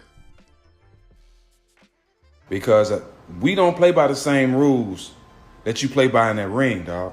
And I'm just telling you, just like I told you in the DM when you said some flash, I told you to get some help because it's a whole different ball game out here, bro. You told him to get help. But when the black man said the same thing about your same homeboy. Anytime you got demean dead people, you ain't funny, dog. Find something else. You just maybe need to find another job because comedy ain't for you when you got to talk about dead people. Why you ain't tell people your baby mama mad at you? Because you ain't got to pay child support because you breastfeeding the kids. Oh. Remember when you talked about Kwame Brown? Get your popcorn ready. I hope y'all people, my real fans, y'all know we ain't going out getting there. So we can address all these things. So, Kwame Brown got mad at us. But these are your skills.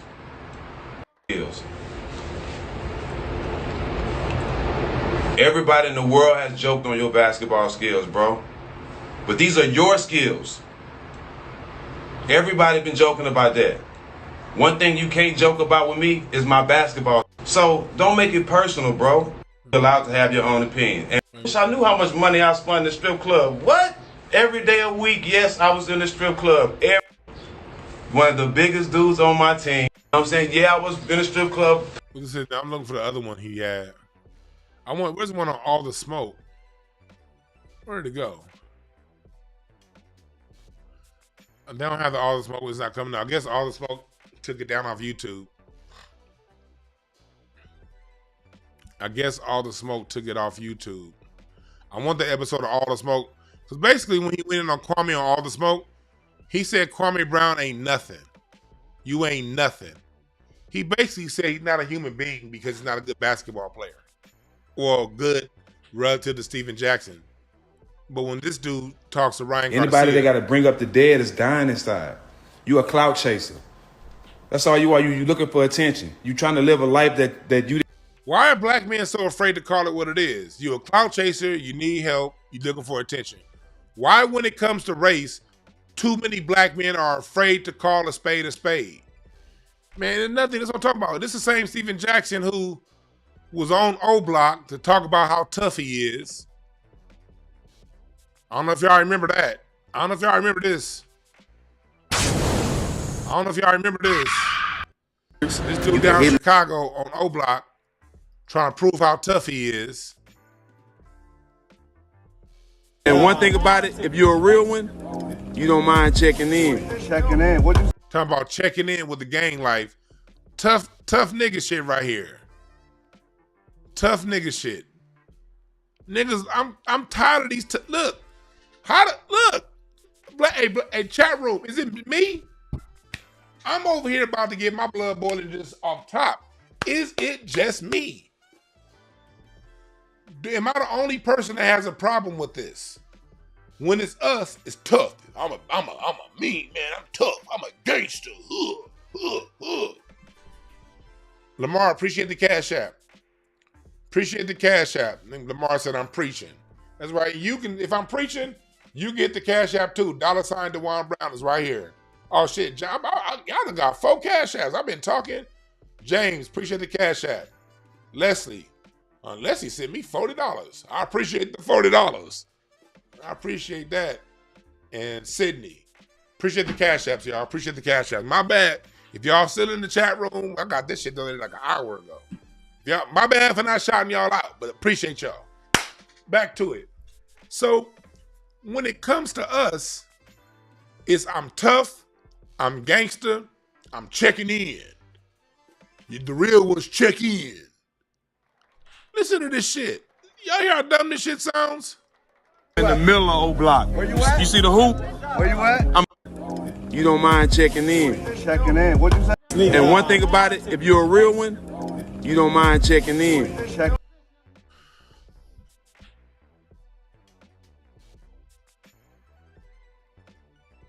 Where's your gangster now?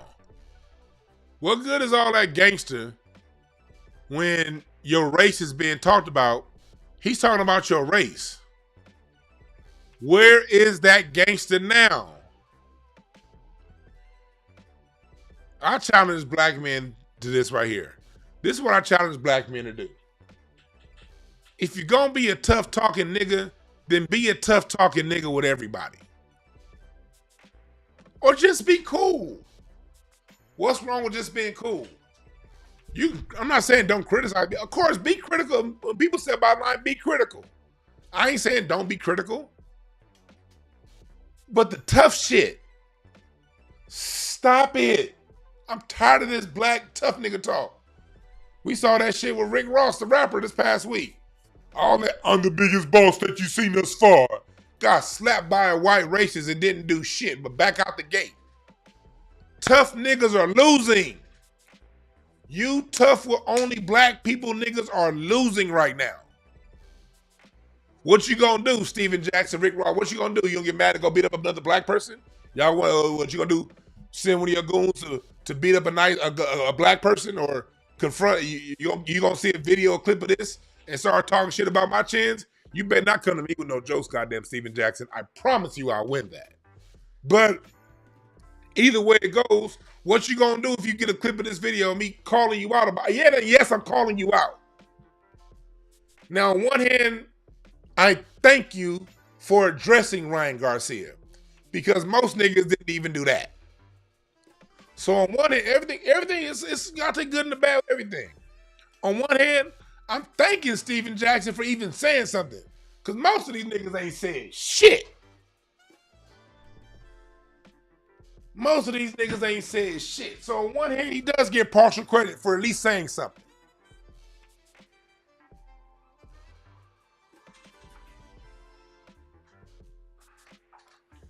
But when you speak to them after what Ryan said, I am the KKK. He said, fuck niggers, all of them. He said, Michael B. Jordan's a nigger. He said, I am the KKK. George Floyd should come from the dead so we can kill him again. He said these things.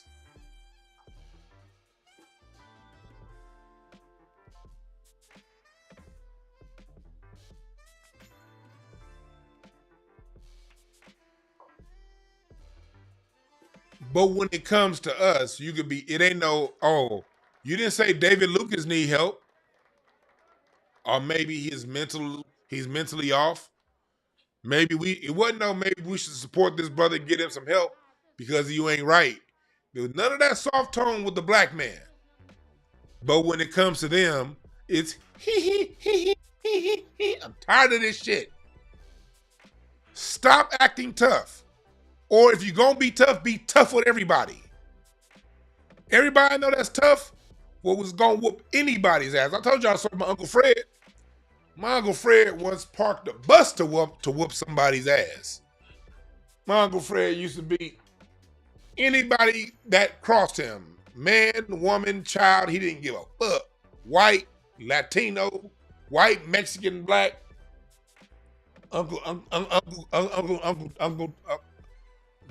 We had the same birthday. Uncle Fred, that motherfucker was gonna whoop your ass regardless.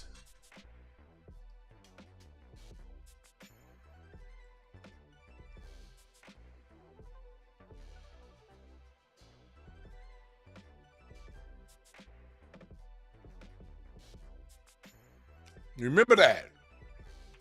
You didn't grow up in.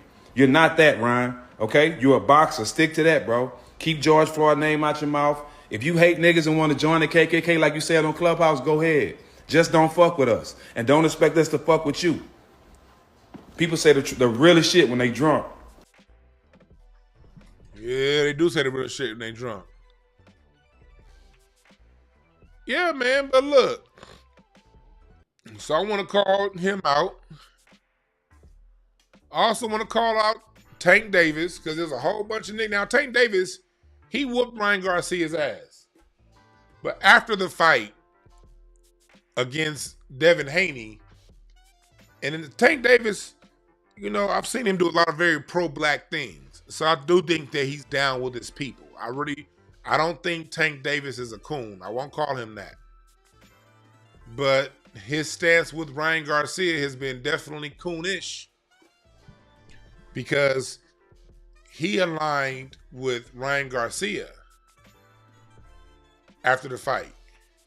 And then when the test results came back that Garcia cheated, Tank Davis still aligned himself with Ryan Garcia.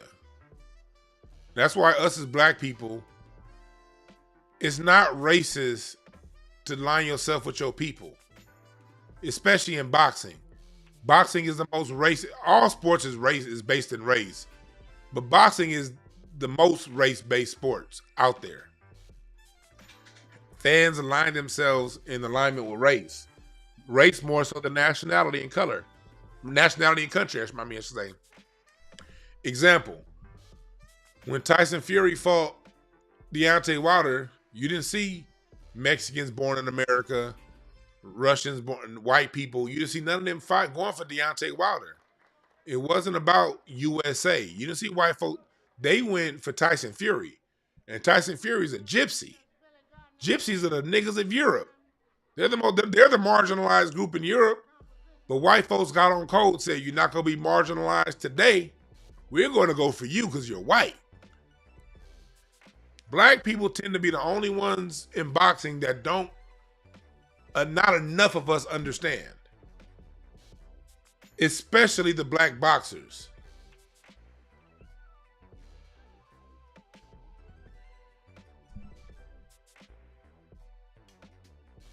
Tank, I love you, my brother. I think you one of the best. I like Tank's spirit.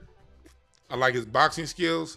And I really do in my heart believe he loves his people most. And he loves his people first. But you made a mistake on this one, my brother. You made a mistake on this one. Boxing is aligned upon racial lines, period. You made a mistake on this one, Tank.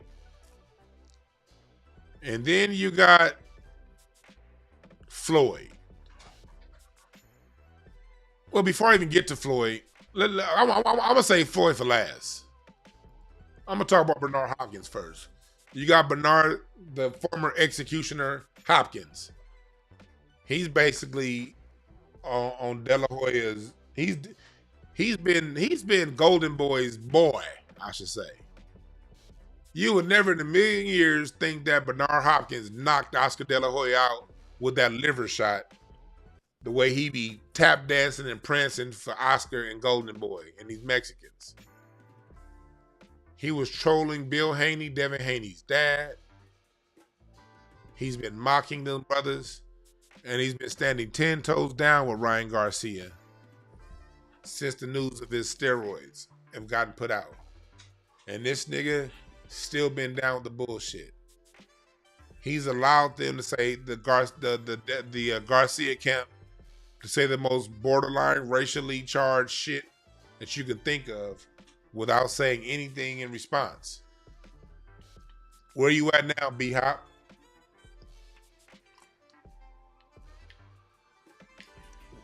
Where you at, Bernard Hopkins? What are you gonna say now? Because this time Ryan Garcia wasn't talking about just Devin Haney. He said, I hate all niggas. Nigga, that includes you. And then there's Floyd Mayweather. Floyd Mayweather, remember, Floyd is the most devious of all. Because if you've been following this whole thing, Floyd is the one that, before the fight, there was always rumors about Tank Davis versus Floyd's camp was the only ones that had footage of the Tank Davis Devin Haney notorious sparring match, where they said that Devin Haney got the best of Tank in sparring. There have been rumors about that match for years now, but no one ever saw any tape of that. Floyd leaked a snippet of the tape, but he leaked the snippet to where Tank Davis was getting the better of Devin Haney. And he put that out there before the fight between Haney and Ryan Garcia, giving Ryan Garcia a morale booster, and gave him just enough to show him on how to beat Devin Haney. You dig?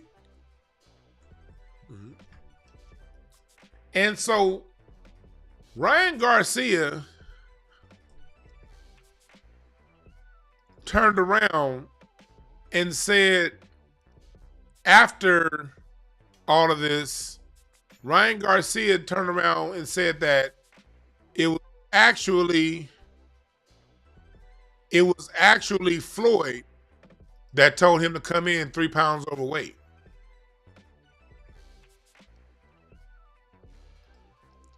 Look, Floyd told me to come in 3 pounds overweight. Floyd basically told him not to cut weight. Floyd not only released that notorious footage right before the fight to throw salt on Devin Haney's shield protection, giving steroid user Ryan Garcia the upper hand mentally. He also is the one that advised him to come in overweight. So Floyd not only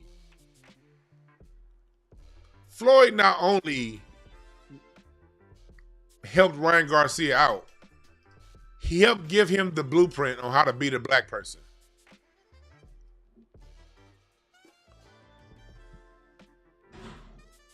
That's what he did.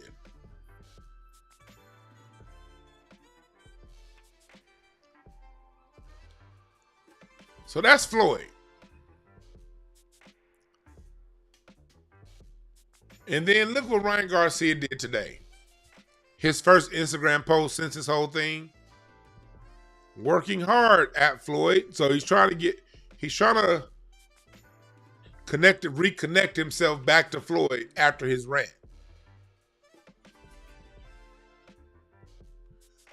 Floyd ain't got no response. Floyd had all the words in the world towards Ryan Garcia after the fight when it came to beating that black man. But he quiet now.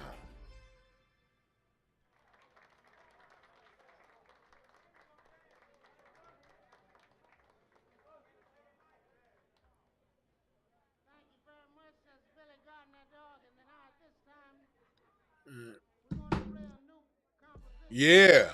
And now look at here. There was a comment on here that I wanted to point out about how we as black folks be acting, black men especially. Where did it go? Where did it go? I think it was, here, Rodney Jerkins.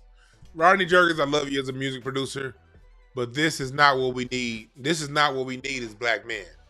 He says, hey, King Ryan, I think you're a good dude. Can y'all read Rodney Jerkins right here, this part? Chat room, can y'all read what Rodney Jerkins is saying? Let me. This is as far up as it's letting me scroll. What if I do it like this? Here we go. Okay, here we go. That's better. That's better. So let's go in. Rodney Jerkins. Hey, King Ryan. I think you're a good dude and really want to be a devout Christian. Ah, shit. Here we go with that shit. I appreciate the Cash App, James. Another Cash App. Take some time to go deeper in God's word. One of the main things the word speaks about is speaking so much. Sometimes we have to hold our tongue and just let the Lord fight our battles. Much love and prayers up for you.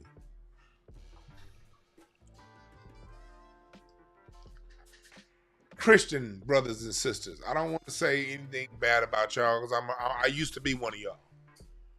But take this from somebody who, back in my Christian days, I was far greater Christian than you. Back in them days, I didn't smoke or drink. I went to church every Sunday. Well, I didn't smoke or drink my first 25 years. Started smoking and drinking later on. I was there every Sunday, played the drums in church. I was there Wednesday night Bible study. I used to be in church the 90s through the 2000s, 5 fucking days a week. Playing the drums, first service, second service, night service, Tuesday night rehearsal for the choir, Wednesday night Bible study, Thursday night praise and worship team rehearsal, Friday night I'm playing the drums for the youth choir. I used to be Christian like a motherfucker. I was never so goddamn Christian that you reach out to somebody who didn't even ask for your help to forgive them. Niggas, stop that shit. Why are you even reaching out to this dude? He didn't talk to you. That nigga he added Floyd Mayweather, not you.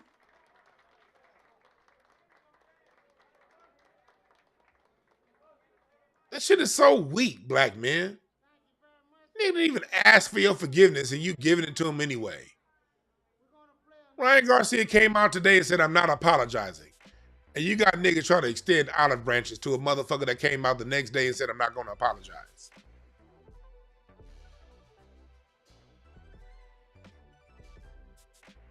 Dude, the fuck is wrong with some of us?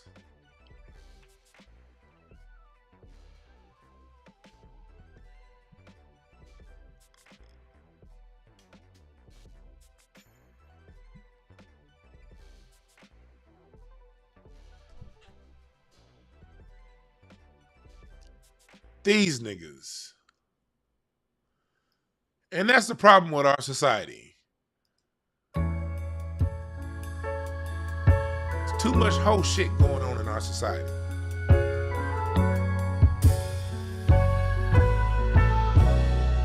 Niggas be volunteering to be hoes. And I'm not calling Vardy Jerkins one. I'm not calling him one. I'm talking like just in general.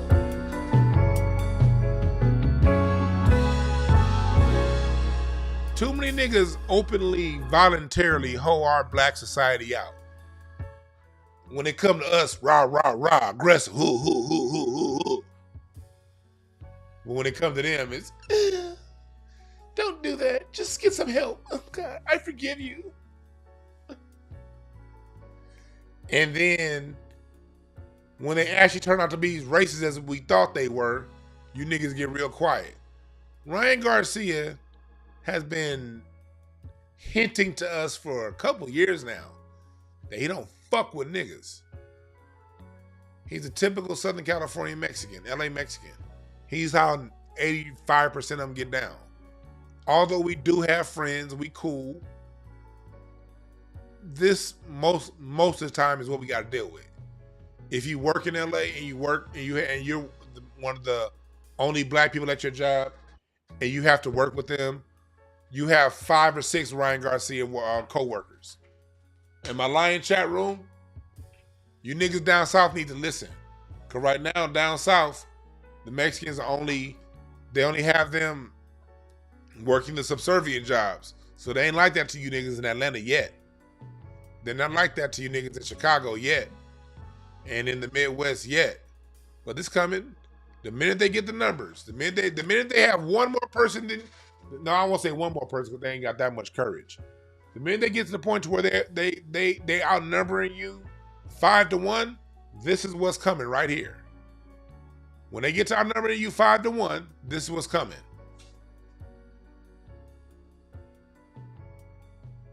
That's right, MC VIP. We have no friends. You damn right.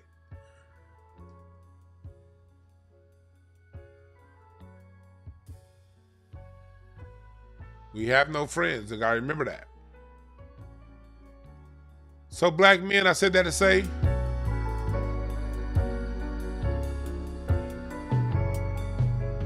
don't be yo. Stop being hoes. When a racist is a racist, let them hang. Fuck them. Ryan Garcia sounds like somebody that's dealing with, although yes, he does sound like he's dealing with mental health issues. That's not my problem. If he feels, Ryan Garcia is a forever scumbag to me, because just say he was drunk, let's say he was on drugs, let's say he's having mental health issues. How does your mental health issues bring me up? Well, why bring up black people? You got your whole world, your whole society that you could be dealing with, and you want to bring up us. That's not mental illness, that's a choice. And if something happened, and I don't wish nothing bad on Ryan Garcia, I do not wish nothing bad on Ryan Garcia. But if he got committed to a mental hospital or committed to a cemetery, either way it goes, I won't give a fuck. Just be one less racist to deal with. I deal with people who have mental health issues all the time. Most people with mental health issues lead to them flipping over a bed or harming somebody close to them or harming themselves or some other shit.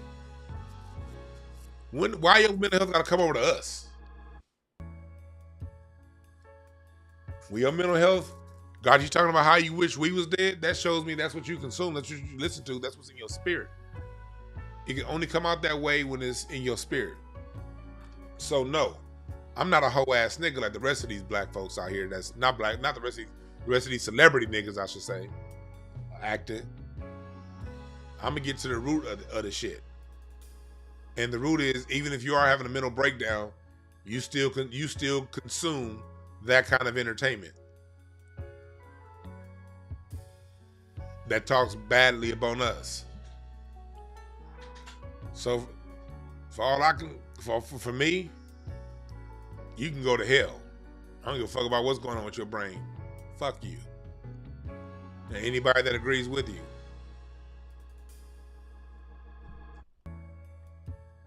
Right, anti-black is not mental health. Anti-black is anti-black, period.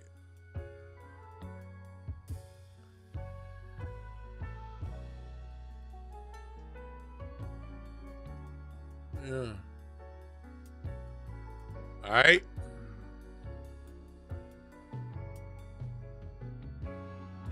So that's the big thing.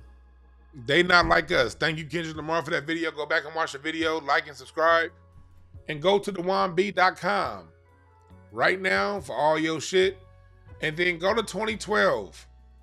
Visit her IG, comment on her video, let her know that we sent you from this channel, and please, after you comment, go click on the links, download her Spotify, listen to her music, because it is great to have artists that are doing music the right way, and they're singing about topics that are bringing us together, not splitting us apart. All right. And thank y'all again. I want you to remember this. There are no perfect messengers, only perfect messages for those willing to pick up the game. My name is Dewan. We out.